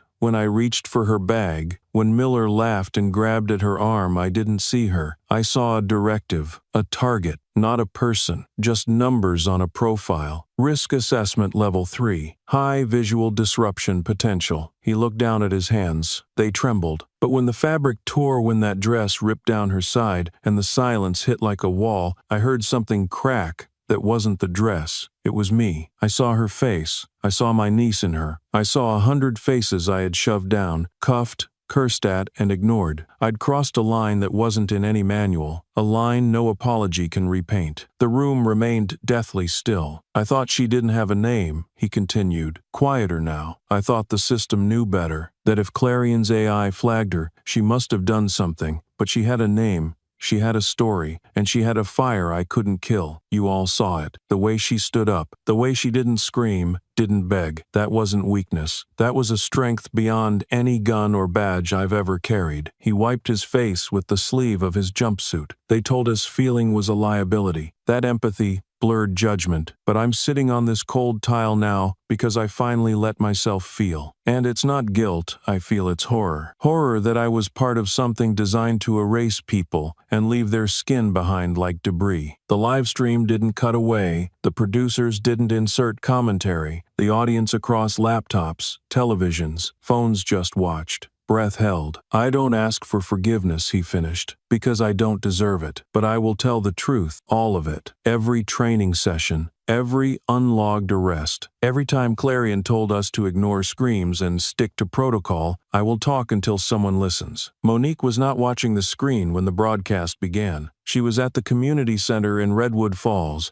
running a session for victims of wrongful detainment, listening to stories of lost jobs, bruised arms, nights spent on hard benches, but halfway through a conversation with a man who'd once been jailed for loitering outside his own home, Ayla rushed in, phone raised. He's speaking. Jenkins. She didn't rush to watch. She walked, measured, quiet. When the final frame froze on his tear-streaked face, she simply picked up a piece of white chalk and walked to the blackboard at the front of the room. Without a word, she wrote, "Regret doesn't wash away blood, but it can rinse your hands." The room, once tense with inherited pain, exhaled. By morning, the Human Rights Legal Foundation had filed a motion to reopen 38 cases tied to Clarion-led enforcement, citing Jenkins' confession as a critical witness statement. The network labeled it the cold tile testimony. Newspapers debated whether it was a breakdown or a breakthrough, but Monique said nothing. She didn't need to. Inside the detention center, however, silence did not mean safety. Hours after the live stream ended, Jenkins was transferred to a high-security wing. Officially, it was for his protection, but leaked internal reports whispered of something darker. One agent's note, captured in a screenshot, simply read, "Risk of self-harm, imminent. Watch list updated." The phrase was familiar. It was Clarion's language, not the Bureau's. FBI spokespersons denied any foul play, but civil rights watchdogs demanded round-the-clock surveillance. Social media exploded with the hashtag number #LetHimLive as public fear twisted into a single shared instinct. Confession, in this system, was more dangerous than crime. And through it all, Monique remained poised. She didn't praise Jenkins, didn't denounce him either. When asked by a young student during a local interview what she thought of his words, she said simply, "If you've spent your life building walls, realizing you're trapped behind them takes courage. But breaking one down takes more." That night, no news cameras waited outside her home. No press flanked her car, but on her front steps, someone had left a folded sheet of notebook paper. No name, no threats, just 5 words scribbled in uneven ink. I believed them. I'm sorry. She folded it carefully, not to hide it, but to carry it. For there, on the cold tile of a prison cell, a voice had risen not to absolve, but to warn. That justice isn't just about verdicts. It's about listening to the voices of those who once enforced silence and choosing never to be them again.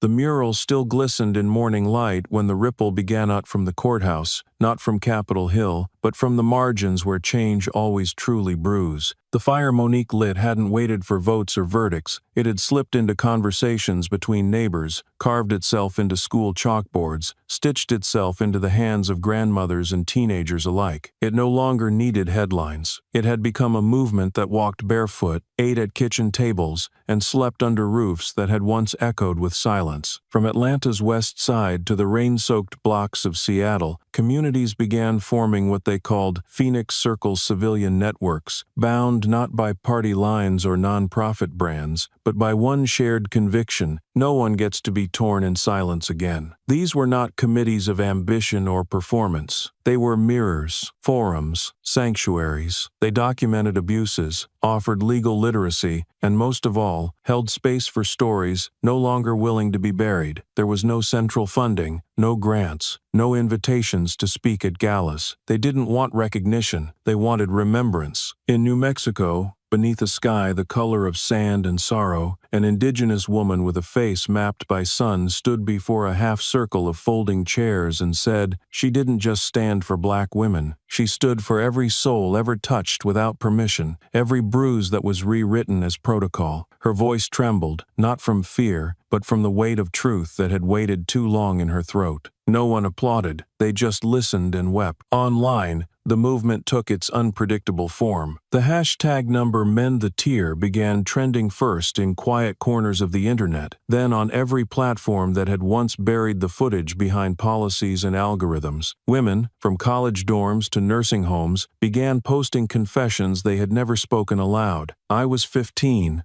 One caption read, beneath a photo of a stitched hem. "He said it was a misunderstanding. I said nothing. But today, I'm sewing back the edge." The posts didn't beg for sympathy. They demanded a witness. At the steps of the Supreme Court, a white female attorney stood in silence. Her suit was tailored, her shoes were polished, and around her waist hung an orange dress not worn, but carried like a flag. Reporters gathered, confused at first, then stunned into stillness as she raised it and said simply, "Every case I lost because I didn't see the dress." She didn't elaborate. She didn't need to. The footage went viral within minutes. But this time, the virality wasn't spectacle, it was strategy. This time, it was memory arming itself. Elsewhere, Clarion Shield held a press conference that fell flat before it even began. Behind a sterile podium, their spokesperson stuttered through words like reorganization and ethics review. But no one listened. The press didn't print it. The public didn't care. Hours later, Clarion officially filed its dissolution paperwork. A corporation vanished, a system exposed. But the echoid did not die. Instead, the story grew branches. A new scholarship quietly launched under the name Phoenix Legacy. There was no opening ceremony, no celebrity endorsements. But the criteria were clear. Any student penalized or profiled by behavior, scoring algorithms, any youth misread by machines trained on prejudice, now had a chance. One of the first recipients, a teenage girl from Baltimore, wrote in her essay, "They called me high risk because I talked back. Now I'll talk back in courtrooms." Lionel, who had spent years fighting from behind desks stacked with briefings and motions, packed up his old law office without drama. The nameplate came off, the lights dimmed, and a new center opened a few streets away. No security buzzers, no walnut paneling, just glass walls and a name etched into the front like a scar turned into scripture, ripped, not broken. His first client was a mother who had never called a lawyer before. "I don't want to sue," she said. "I just want someone to tell me I didn't imagine what they did to my daughter." Lionel didn't nod. He just handed her a chair and said, "We see it now, all of it." In the quietest hour of a long day, Monique returned home to find an envelope waiting, no stamp, no return address, just her name written in blocky letters with the uneven pressure of a child's hand. Inside was a single sheet of lined notebook paper. The handwriting was large, hesitant, and unpolished. The message read, "I can't talk, but I sew orange dresses every day." Folded with the letter was a small patch of fabric, stitched crookedly with black thread. No signature, no plea, just a truth so pure it made her sit down, breathless. She held the note for a long while, the weight of it heavier than all the files, speeches, and footage combined. This wasn't just recognition, it was reverence. And more than that, it was evidence. Evidence that something, somewhere, had shifted beyond the reach of Clarion, beyond the grasp of lawmakers, beyond even her defiant voice. The fire had spread not as a blaze, but as warmth passed from hand to hand, through thread and truth and unsaid stories. A revolution not of riots, but of rituals, sewing,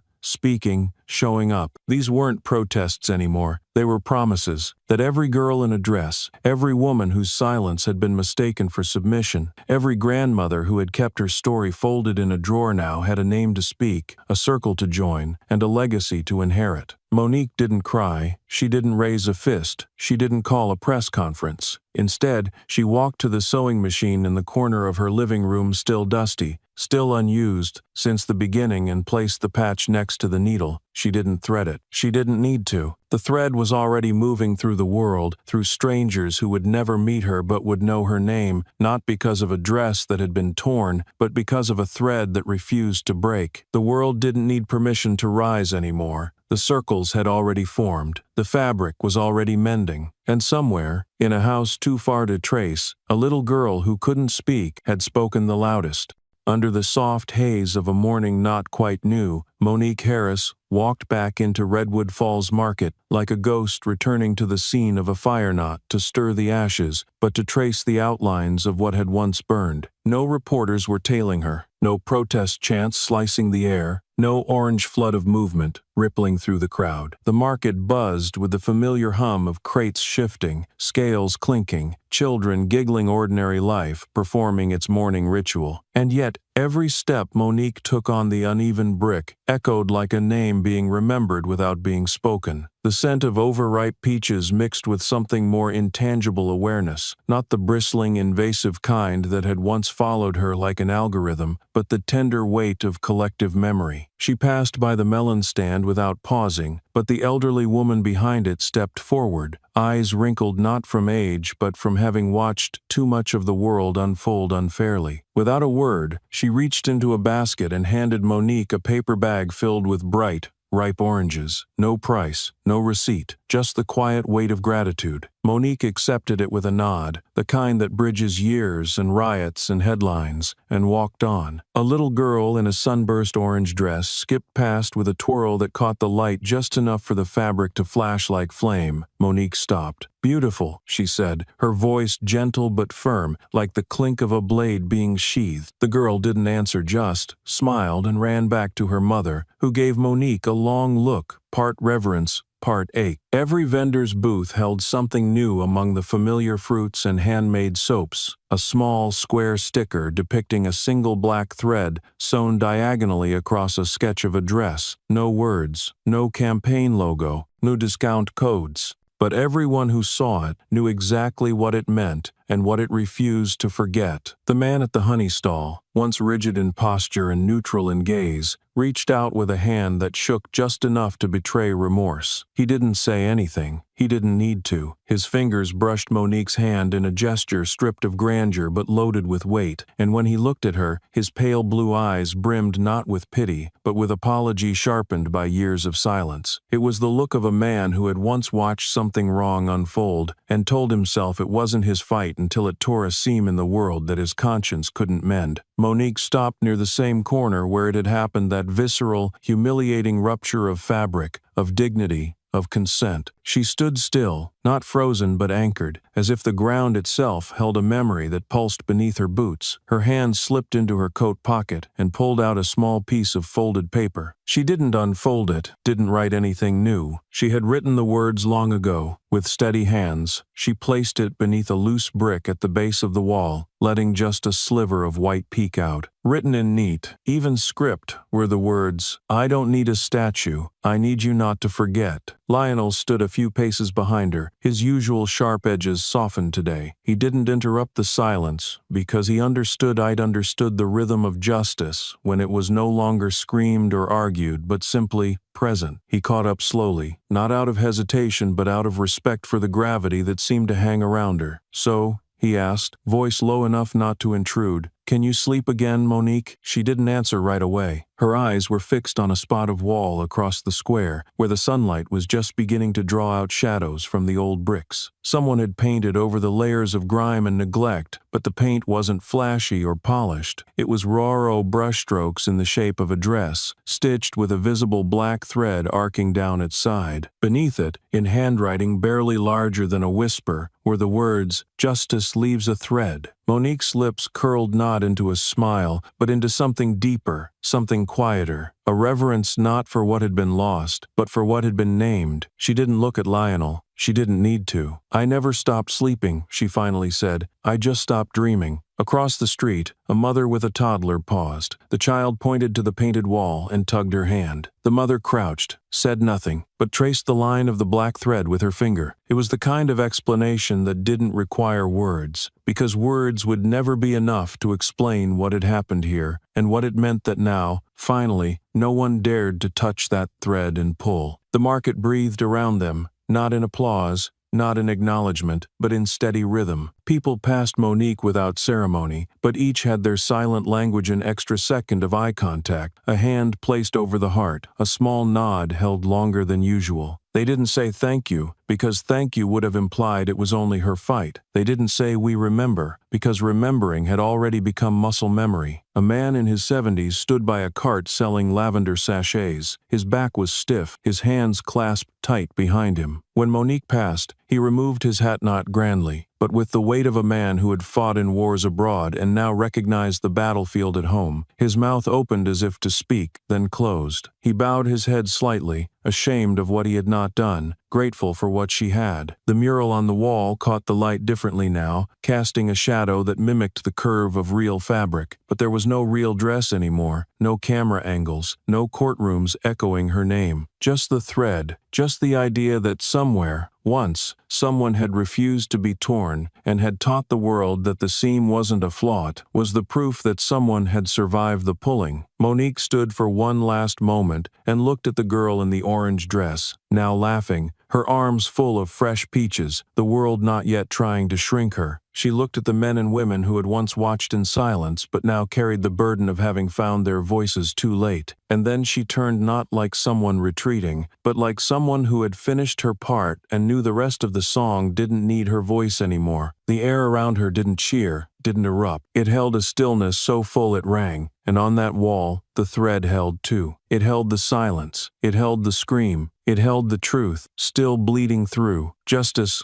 leaves a thread.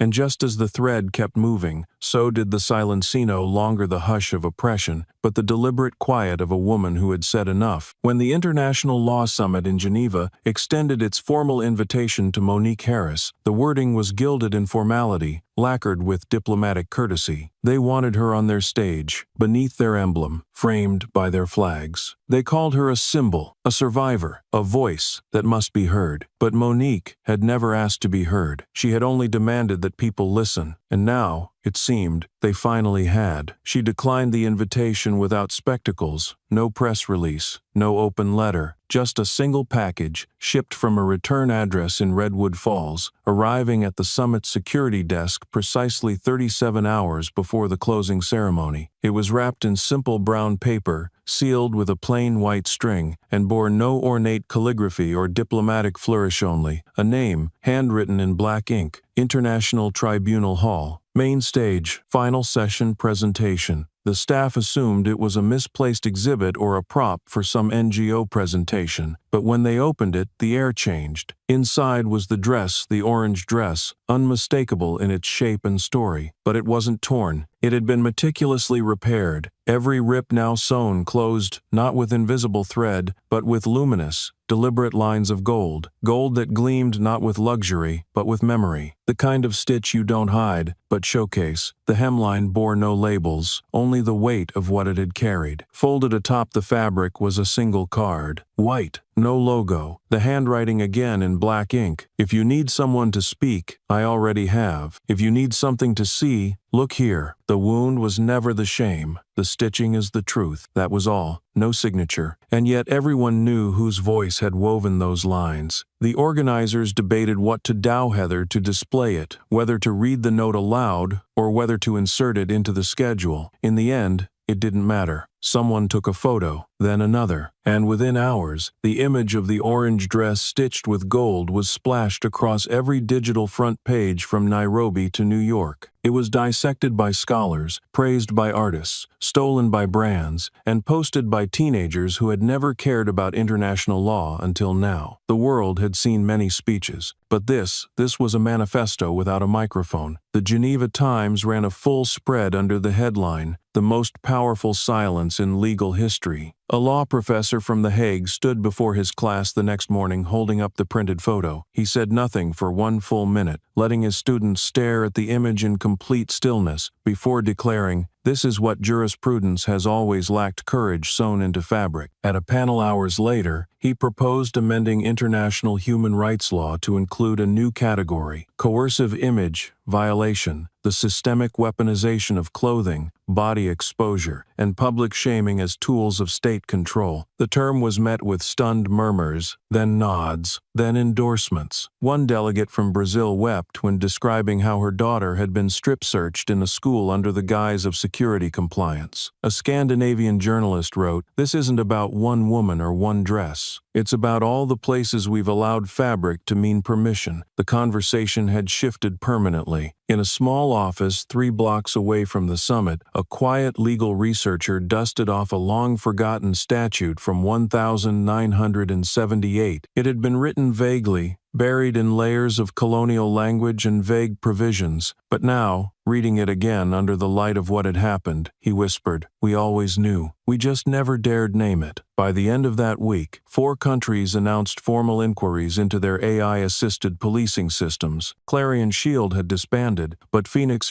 had found wings in every nation that had once claimed to be civilized. Lionel, watching the unfolding chaos from his small office in Redwood Falls, chuckled not with amusement, but with quiet vindication. He sat across from Monique in the legal center that now bore no plaque, no receptionist, only a waiting room filled with those who had once believed they had no case. He held up a printout from The Guardian, quoting a European Human Rights Commission's endorsement of the new classification. "You didn't need to argue," he said, voice low, reverent. "The world's arguing for you now." Monique said nothing. She didn't need to. She had become the kind of truth that stands so tall, even shadows must bend. Later that week, at a modest school in Côte d'Ivoire, a letter arrived bearing the seal of the International School of Justice. It confirmed the full acceptance and scholarship of a new student, age 6, fluent in 2 languages, and reportedly obsessed with cutting up orange fabric to make dresses for her dolls. Her application was submitted by her mother, who had never attended school herself but had insisted on filling the forms with her hand. Under the box for student name, she had written one word, Monique. No middle name, no last name, just that. And with that, a new thread was stitched, not in protest, not in memory, but in legacy. And somewhere far from courtrooms and cameras, after the gold-threaded dress had made its final journey across oceans of policy and pages of law, something softer happened, not televised, not tweeted, not performed, just lived. A summer sun leaned low against the streetlights of a quiet American town, not Redwood, but a place that could have been. The kind of town where lemonade stands outlived the news cycle and sidewalk cracks remembered names. The wind carried the scent of cut grass and something else, something unresolved, but softer now, no longer raw, only remembered. A mural peeled at its edges, painted on the side of a laundromat, depicting nothing more than a single dress fluttering mid-spin, the hem frayed just enough to feel human, the thread visible but not garish, black against the orange like ink on skin. Below it, someone had once scribbled, "Let the fabric speak," but the paint had faded, leaving only the outline of letters and a feeling that hovered where color used to be. On that street, just beyond the curb, a woman walked with her daughter, hand in hand, slow and watchful, as if time could be asked to wait. The girl wore sandals that clicked against the pavement and a cotton dress, orange, oversized, thrifted, the kind of orange that dared the sun to compete. A patch of thread crossed its lower seam, not decorative, not subtle, but real and unmistakable. They crossed in front of a bus stop where a teenager sat playing music from her phone, a low thrum of rhythm without lyrics. She wore headphones, but the volume leaked, and for a moment, the beat filled the gap between footsteps. The mother barely noticed her eyes were elsewhere, tracing every parked car, every storefront, every gesture that could shift from benign to suspicious. She carried no signs, no anger, only the tightness of shoulders that hadn't relaxed in years. The child, oblivious, chased the shadow of her own feet, giggling when she stepped into a puddle she couldn't see, scattering small flecks of water onto the sidewalk. Then she tripped. One shoelace had come loose, and her foot caught at the lip of a cracked slab. She went down knees first, skin scraping loudly against the pavement, the kind of sound that makes time hesitate. The mother flinched. Her hands reached too late. The girl's palms hit the ground, her breath sucked in, but she didn't cry, at least not right away. What rose instead was silence. The kind that feels like breath being withheld by the world. From across the street came the sharp turn of tires against gravel, the subtle thud of a car door closing, the rustle of polyester over a badge. The mother's spine straightened as if yanked. Her vision tunneled. She didn't blink, not when she heard the approaching footsteps, not when she saw the uniform, not when memory turned blood cold. 3 months prior, in a town just 2 hours west, a similar uniform had knocked a man unconscious for reaching into his glove compartment. The footage had gone viral, a helmet cam catching the officer saying he moved too fast, though the man had been motionless. The town had lit up with outrage, only for the department to clear the officer 2 weeks later. The backlash came from the people. Someone hacked the department's website and replaced the homepage with a looping video of the assault. Anonymous street artists spray-painted every precinct wall with red handprints and the word lies until someone quietly paid them off to stop. No one was charged. The officer was promoted. That memory rushed into the present like a wave no dam could stop. A month before that, another woman had been detained for holding her phone too provocatively outside a courthouse. The officer claimed her stance seemed hostile. The woman was a poet, had just left a library event, wore glasses, and held a tote bag. Still, they wrestled her to the ground. Photos of her bruises flooded the internet. One, where she stared straight into the lens, unblinking, blood trailing from her cheekbone, became an unofficial banner. A trending hashtag appeared beneath every repost, number still looking straight. The outrage felt loud until it was drowned again by the algorithm and apathy. In this town, just last week, a boy had drawn a chalk mural on the school pavement, a giant phoenix rising from a torn dress. He'd been suspended for inciting disruption. The footage of him being walked out of school in handcuffs was shared over 6 million times, including by celebrities who never mentioned him by name. The video had no audio, but the look on his face said enough. Disbelief turned to defiance mid-stride. It had turned into a meme, lost its meaning, and was now printed on t-shirts, with no royalties paid. The mother remembered all of it, carried all of it, as if trauma had its spine and hers had learned to hold it. Her daughter was still on the ground, her knees bleeding quietly, her lips starting to quiver. But the mother didn't kneel, she didn't console, she stared, her eyes locked not on her child, but on the cruiser parked just steps away. The door opened. The officer stepped out, young, clean-shaven, pale-skinned, uniformly freshly pressed. For a split second, her hand trembled as she reached for her daughter, fear roaring louder than reason. Because once, in another season, a uniform like his had meant danger. But he didn't shout, he didn't pull rank, he didn't call backup or ask for ID. Instead, he crouched, quietly, carefully. His knees touched the pavement with a softness that made even the breeze pause. He reached for the girl's untied lacenot to restrain, not to correct, but to help. He tied it slowly, neatly, looping the knot with precision, like someone who had done this many times for siblings, maybe nieces. Then he looked at the girl, then up at the mother. "It's okay," he said. "Her dress is still intact." The words weren't grand, they weren't rehearsed, but they held more weight than any pledge. Because the officer knew. He didn't ask why she flinched. He didn't pretend the past hadn't happened. He acknowledged it in the space between his words and the way his hands never touched her shoulder, never brushed her skin. Just the lace, just the thread, just the thing she needed. The air between them was neither hostile nor reconciled. It carried the weight of what had been done before, and what could have been done again. A tension hung in that narrow space where gesture becomes history or redemption. A week earlier, in another county, an officer had raised his voice at a child for dropping a water bottle near a courthouse entrance. It wasn't the words, but the stance that sent panic down the mother's spine. She stood between them, arms wide, shouting that it was just a bottle. The officer responded by slamming her to the ground and yelling, "Obstruction." The footage went viral, captured by a passerby who filmed from behind a parked car. The officer's face was visible, mouth twisted into a smirk as he cuffed her while her child sobbed beside her. A caption scrawled in red font was added by thousands of users. "She didn't drop the law, just the bottle." Protesters camped outside the station for 3 nights. But on the 4th, the department labeled the incident procedurally appropriate and threatened to charge those who continued the sit-in with unlawful assembly. No such headlines echoed in this quiet patch of town today, but they hovered in memory. And memory is its siren-silent, internal, but deafening. The man tying shoelaces knew that. He didn't wear a body camera, not because he refused, but because the department had cut funding for routine patrol footage after claiming it interfered with trust. Trust had never come from what was seen. It came from what was done when no one was looking. And today, someone was looking. The mother watched every movement, eyes wide, heart coiled in defense. She had seen kindness before and watched it curdle. The shopkeeper on the corner, Mr. Elridge, once a retired fire chief, had tried to speak up during a council meeting after a teenage girl in his neighborhood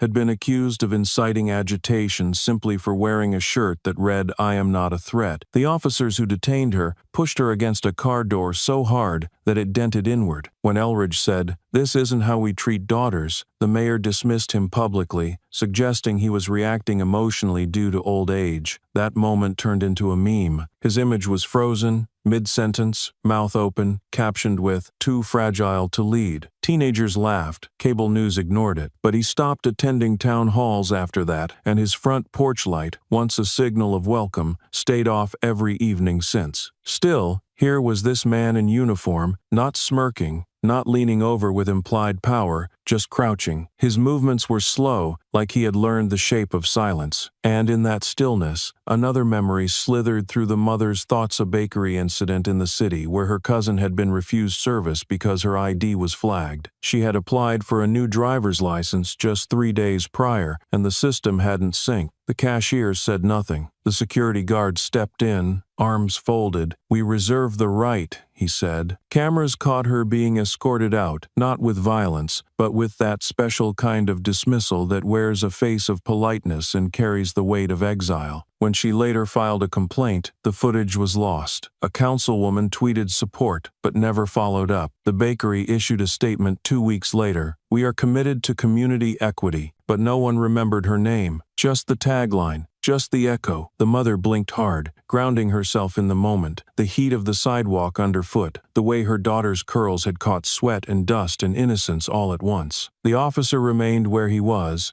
unflinching, focused only on the laces, not on the gaze that bore into him, not on the past screaming behind her eyes. Another knot, a double loop, gentle pull. His hands were steady, not eager, not theatrical, just present. She thought of the neighbor who had been fired after he emailed a letter of concern to the city about the AI surveillance towers recently installed downtown. He had simply written, "I don't want my son tracked for walking while curious." The next day, his name appeared in an anonymous forum, accusing him of being anti-safety. His employer received a complaint, and by Friday, his contract was no longer aligned with the organization's public image. His youngest child asked if curiosity was a crime. He couldn't answer. This officer didn't speak in defense of his badge. He didn't ask for her gratitude. He simply looked up, meeting her eyes not with the expectation of forgiveness, but with the quiet weight of recognition. And it was there, in that unspoken space, that something rare passed between them. He acknowledged Iton, the space between his words and the way his hands never touched her shoulder, never brushed her skin. Just the lace, just the thread, just the thing she needed. No one filmed it, no one posted it. It didn't become a viral moment, a flashpoint, a movement. It was just an instant. But a woman selling bottled water on the corner watched the scene unfold and whispered to no one in particular, "They didn't use to do that." She didn't say it like a complaint, she said it like a miracle. Down the block, at the bus stop where flyers used to rot on metal benches, someone had painted a new mural. Not sanctioned, not signed, but no one painted over it either. A single orange dress, mid-spin, stitched with a black thread curling across the fabric like smoke rising from memory. Underneath, someone had scrawled in delicate looping script, "We stitch so they won't rip again." At the local library's mall, underfunded, but stubbornly alive, a new display had appeared in the children's section. Not flashy, just a row of bright books and a sign that read, "Why No One Gets to Pull a Dress Again." The first book on the shelf was The Phoenix Protocol, rewritten for young readers. No blood, no trauma, just truth distilled, careful, clear. A librarian had placed a sticky note on the cover. "This is not history, this is a promise." There had been a time,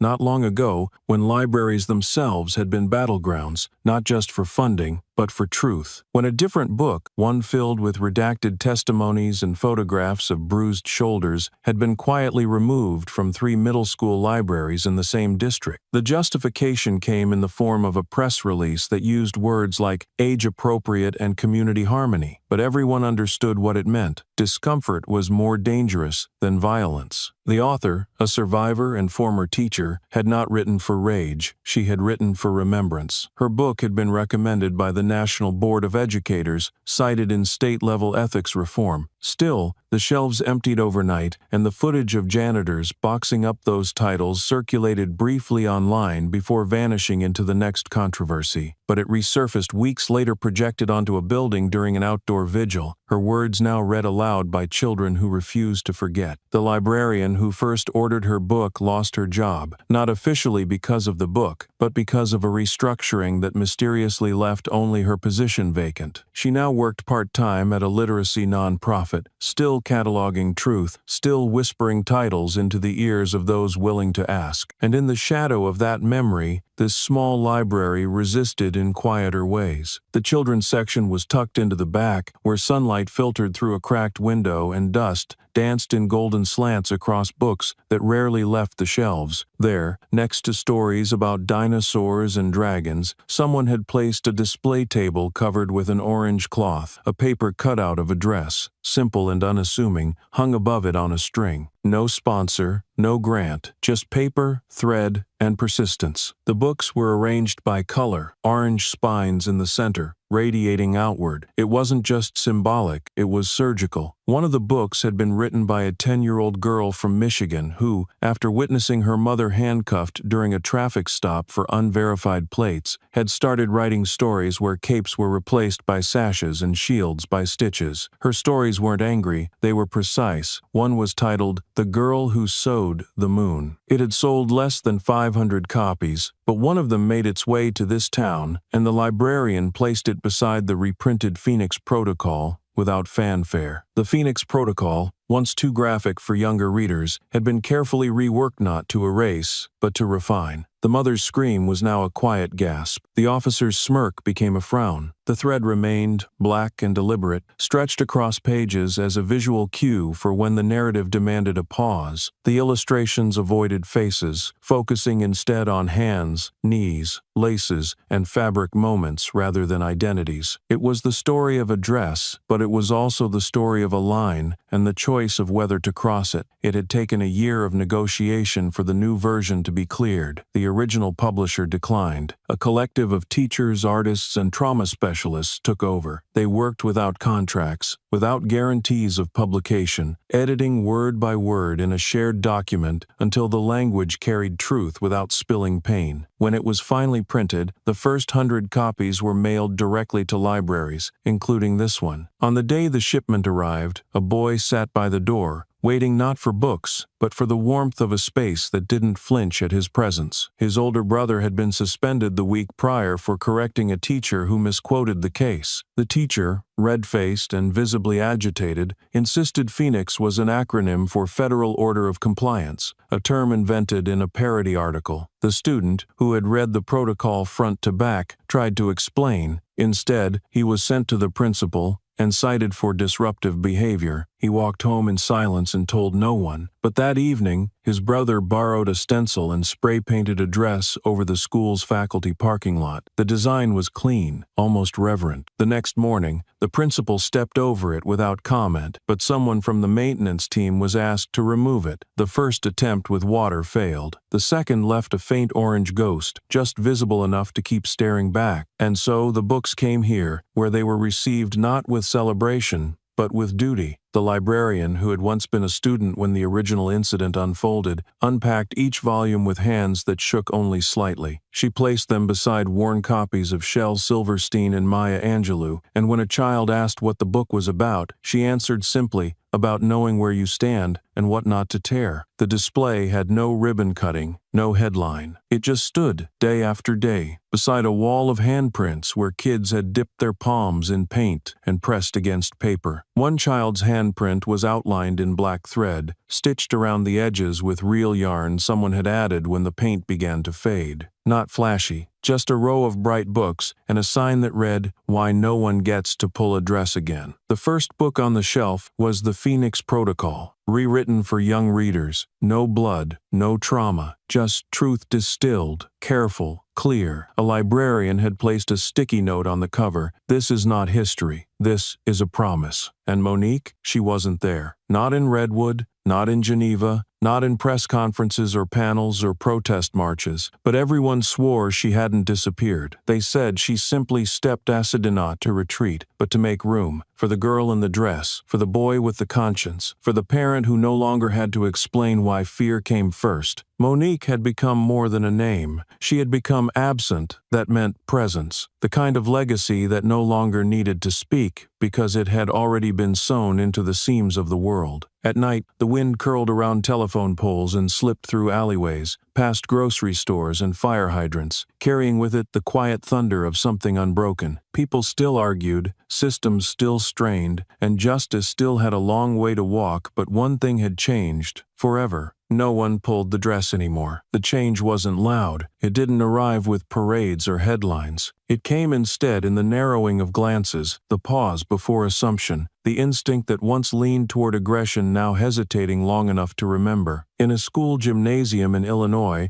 a substitute teacher paused mid-sentence when a fifth grader raised her hand and asked, "Why did they let it happen so long?" The room had been reading a historical case study sanitized for young ears, the kind that spoke of oversight instead of violence. The teacher, caught off guard, blinked once, then twice, before answering, because they didn't know how to look at the thread. The silence that followed wasn't uncomfortable. It was thick. One child wrote the phrase in the corner of her notebook and circled it 3 times. That notebook would later be photographed and shared online by her mother, who captioned it. "She finally asked the question I didn't know how to answer." The post went viral, not for its shock, but for its quiet ache, and for days afterward, teachers across the country found chalkboards filled with small drawings of thread. At a gas station outside Tulsa, a man in a leather jacket and sunglasses leaned against his car while his daughter ran inside to use the restroom. He watched as a security guard followed her in too quickly, too quietly. The man didn't yell, didn't storm inside. He simply stepped to the door and held it open long enough to hear the faint sound of the guard asking, "Are you supposed to be in here?" His daughter's voice replied, "It's a bathroom, not a courtroom." The father waited until she came back out, eyes bright but not afraid, and when the guard stepped out moments later with a half apology dangling from his mouth, the father just looked at him, no threat, no violence, just a look so flat and level that the guard turned away first. The gas station manager, watching from behind the counter, later tried to fire the guard, but corporate restructured the team entirely instead, quietly dissolving the entire private security contract. A memo leaked days later confirmed that the company wanted to avoid association with contested behavior. The screenshot of that memo was shared across dozens of forums, but what stuck was the daughter's line, repeated again and again, "It's a bathroom, not a courtroom." In an auditorium at a university on the East Coast, a tenured professor attempted to critique the cultural shift by calling it overcorrection through textile symbolism. He chuckled at his cleverness, unaware that 2 rows behind him sat a student whose sister had once been detained for wearing a skirt deemed inappropriate by a mall security algorithm trained on decades-old-fashioned data. The student stood, calmly but clearly, and asked, "Would you say the same if the fabric had been a flag?" The room, filled with peers and peers in waiting, stilled. The professor muttered something about context, but the question had already landed. The clip, caught on a student's live stream, racked up 500,000 views in 3 hours. When the university attempted to edit the recording before publishing it on their website, the unedited version appeared across 3 mirror channels with the watermark, "We do not edit memory." For weeks, the administration received calls from alumni demanding a formal response. When none came, donations fell, not drastically, but just enough to make the silence hurt. And in a neighborhood bakery in the Midwest, a young employee with a nose ring and inked fingers was quietly let go after recommending a book to a customary mother holding her daughter's hand, both of them in matching orange scarves. The manager claimed the dismissal was due to attitude inconsistencies, though internal messages later revealed that the staff had been warned about advocating political narratives. The firing might have gone unnoticed, but the employee posted a photo of her locker still decorated with fabric swatches and a pinned patch of stitched thread with the caption, "They feared the patch more than the punch." The post exploded. Customers picketed the store, leaving notes on orange scraps of cloth taped to the window. "If you pull one, we all unravel. Read one." The bakery closed for 3 weeks. When it reopened, new staff wore aprons with hand-embroidered thread patterns on the hem. The original employee never returned. She had already started a sewing co-op 2 blocks away. In cities and towns, in places with names most maps don't memorize, the shift continued subtle but irreversible. A girl in Nebraska walked into a dress shop and asked if they had anything stitched with memory. The owner, an older woman who had once been warned by police not to display political signs in her window, didn't ask for an explanation. She opened a drawer, pulled out a bolt of orange fabric, and said, "Choose your thread." In a bus terminal in Arizona, a homeless man picked up a discarded book and read the same paragraph 5 times. The woman next to him whispered, "That's the one about the girl in the dress." He nodded. She didn't ask how he knew. He didn't explain. But when he got up, he left the book propped on the bench, open to the page where the dress was torn and sewn again, the thread crossing like a fault line that held. Some places still resisted, some school boards still debated language, some news anchors still framed apologies with the word "if," but fewer people watched. Fewer people cared to hear excuses dressed as clarity. The thread had already run through too many palms, tied too many small things together: shoelaces, dress hems, hands across courtroom benches. It wasn't the law. It wasn't policy. It was something older, something relearned. People still argued, systems still strained, and justice still had a long way to walk, but one thing had changed forever. No one pulled the dress anymore. No one dared. And the silence that followed wasn't hollow. It wasn't avoidance. It was sacred. It was the silence you make when a song ends not because it fades, but because it deserves the stillness that follows. A stillness that says, "We heard you." And high on a weathered wall, long forgotten by paint crews and city councils, someone had left a final mark, a dress, a thread, and beneath it, 3 words so small they almost vanished into brick. "Justice leaves a thread." The mural was not tall, not framed by any civic lighting or grant-funded spotlight. It sat on the side of an abandoned mechanic's garage, its metal siding long since rusted into shades of copper and smoke, the kind of place where stories rot if no one scrapes them back into shape. But here, someone had taken their time. The dress was drawn mid-turn, its fabric caught in motion, a frozen whisper of movement against the wall. The thread wasn't red or gold, it was black, deliberate, stitched from aerosol lines so thin they looked almost etched. It had appeared overnight. No tag, no initials, no announcement. By morning, people came not with spray cans or critiques, but with silence and phones, photographing without flash, uploading without captions. Someone added a candle below it. Someone else left a square of orange fabric folded under a brick. No one touched the thread. They knew better now. Months before, a councilman had publicly scoffed at a similar mural painted on a transit stop in his district. "Art is not accountability," he said into a mic, only to find his own words projected back at him days later, lit across the side of his office building,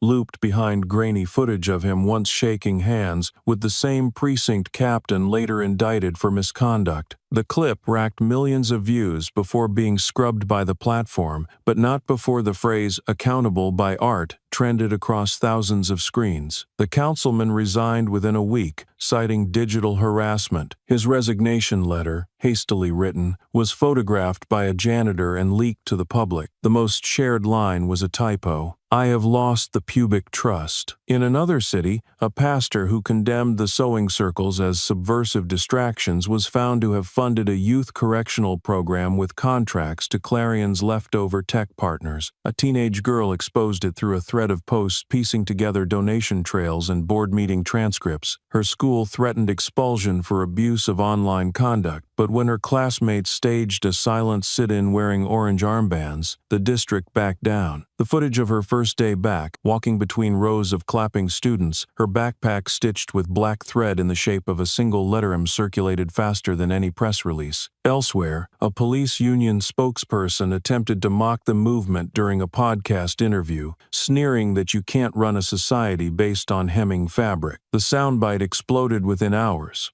overlaid onto images of mugshots once dismissed, now reopened under public scrutiny. 4 stations reopened internal reviews, and the spokesperson vanished from public view. A sticker bearing his quote, warped into cursive and stamped over thread graphics, sold out online within days. And still, the mural on the garage remained untouched. It didn't need hashtags. It didn't need slogans. It simply stood, facing the road, the wind, the weight of a world slowly learning, and beneath it, 3 words so small they almost vanished into brick. Justice leaves a thread.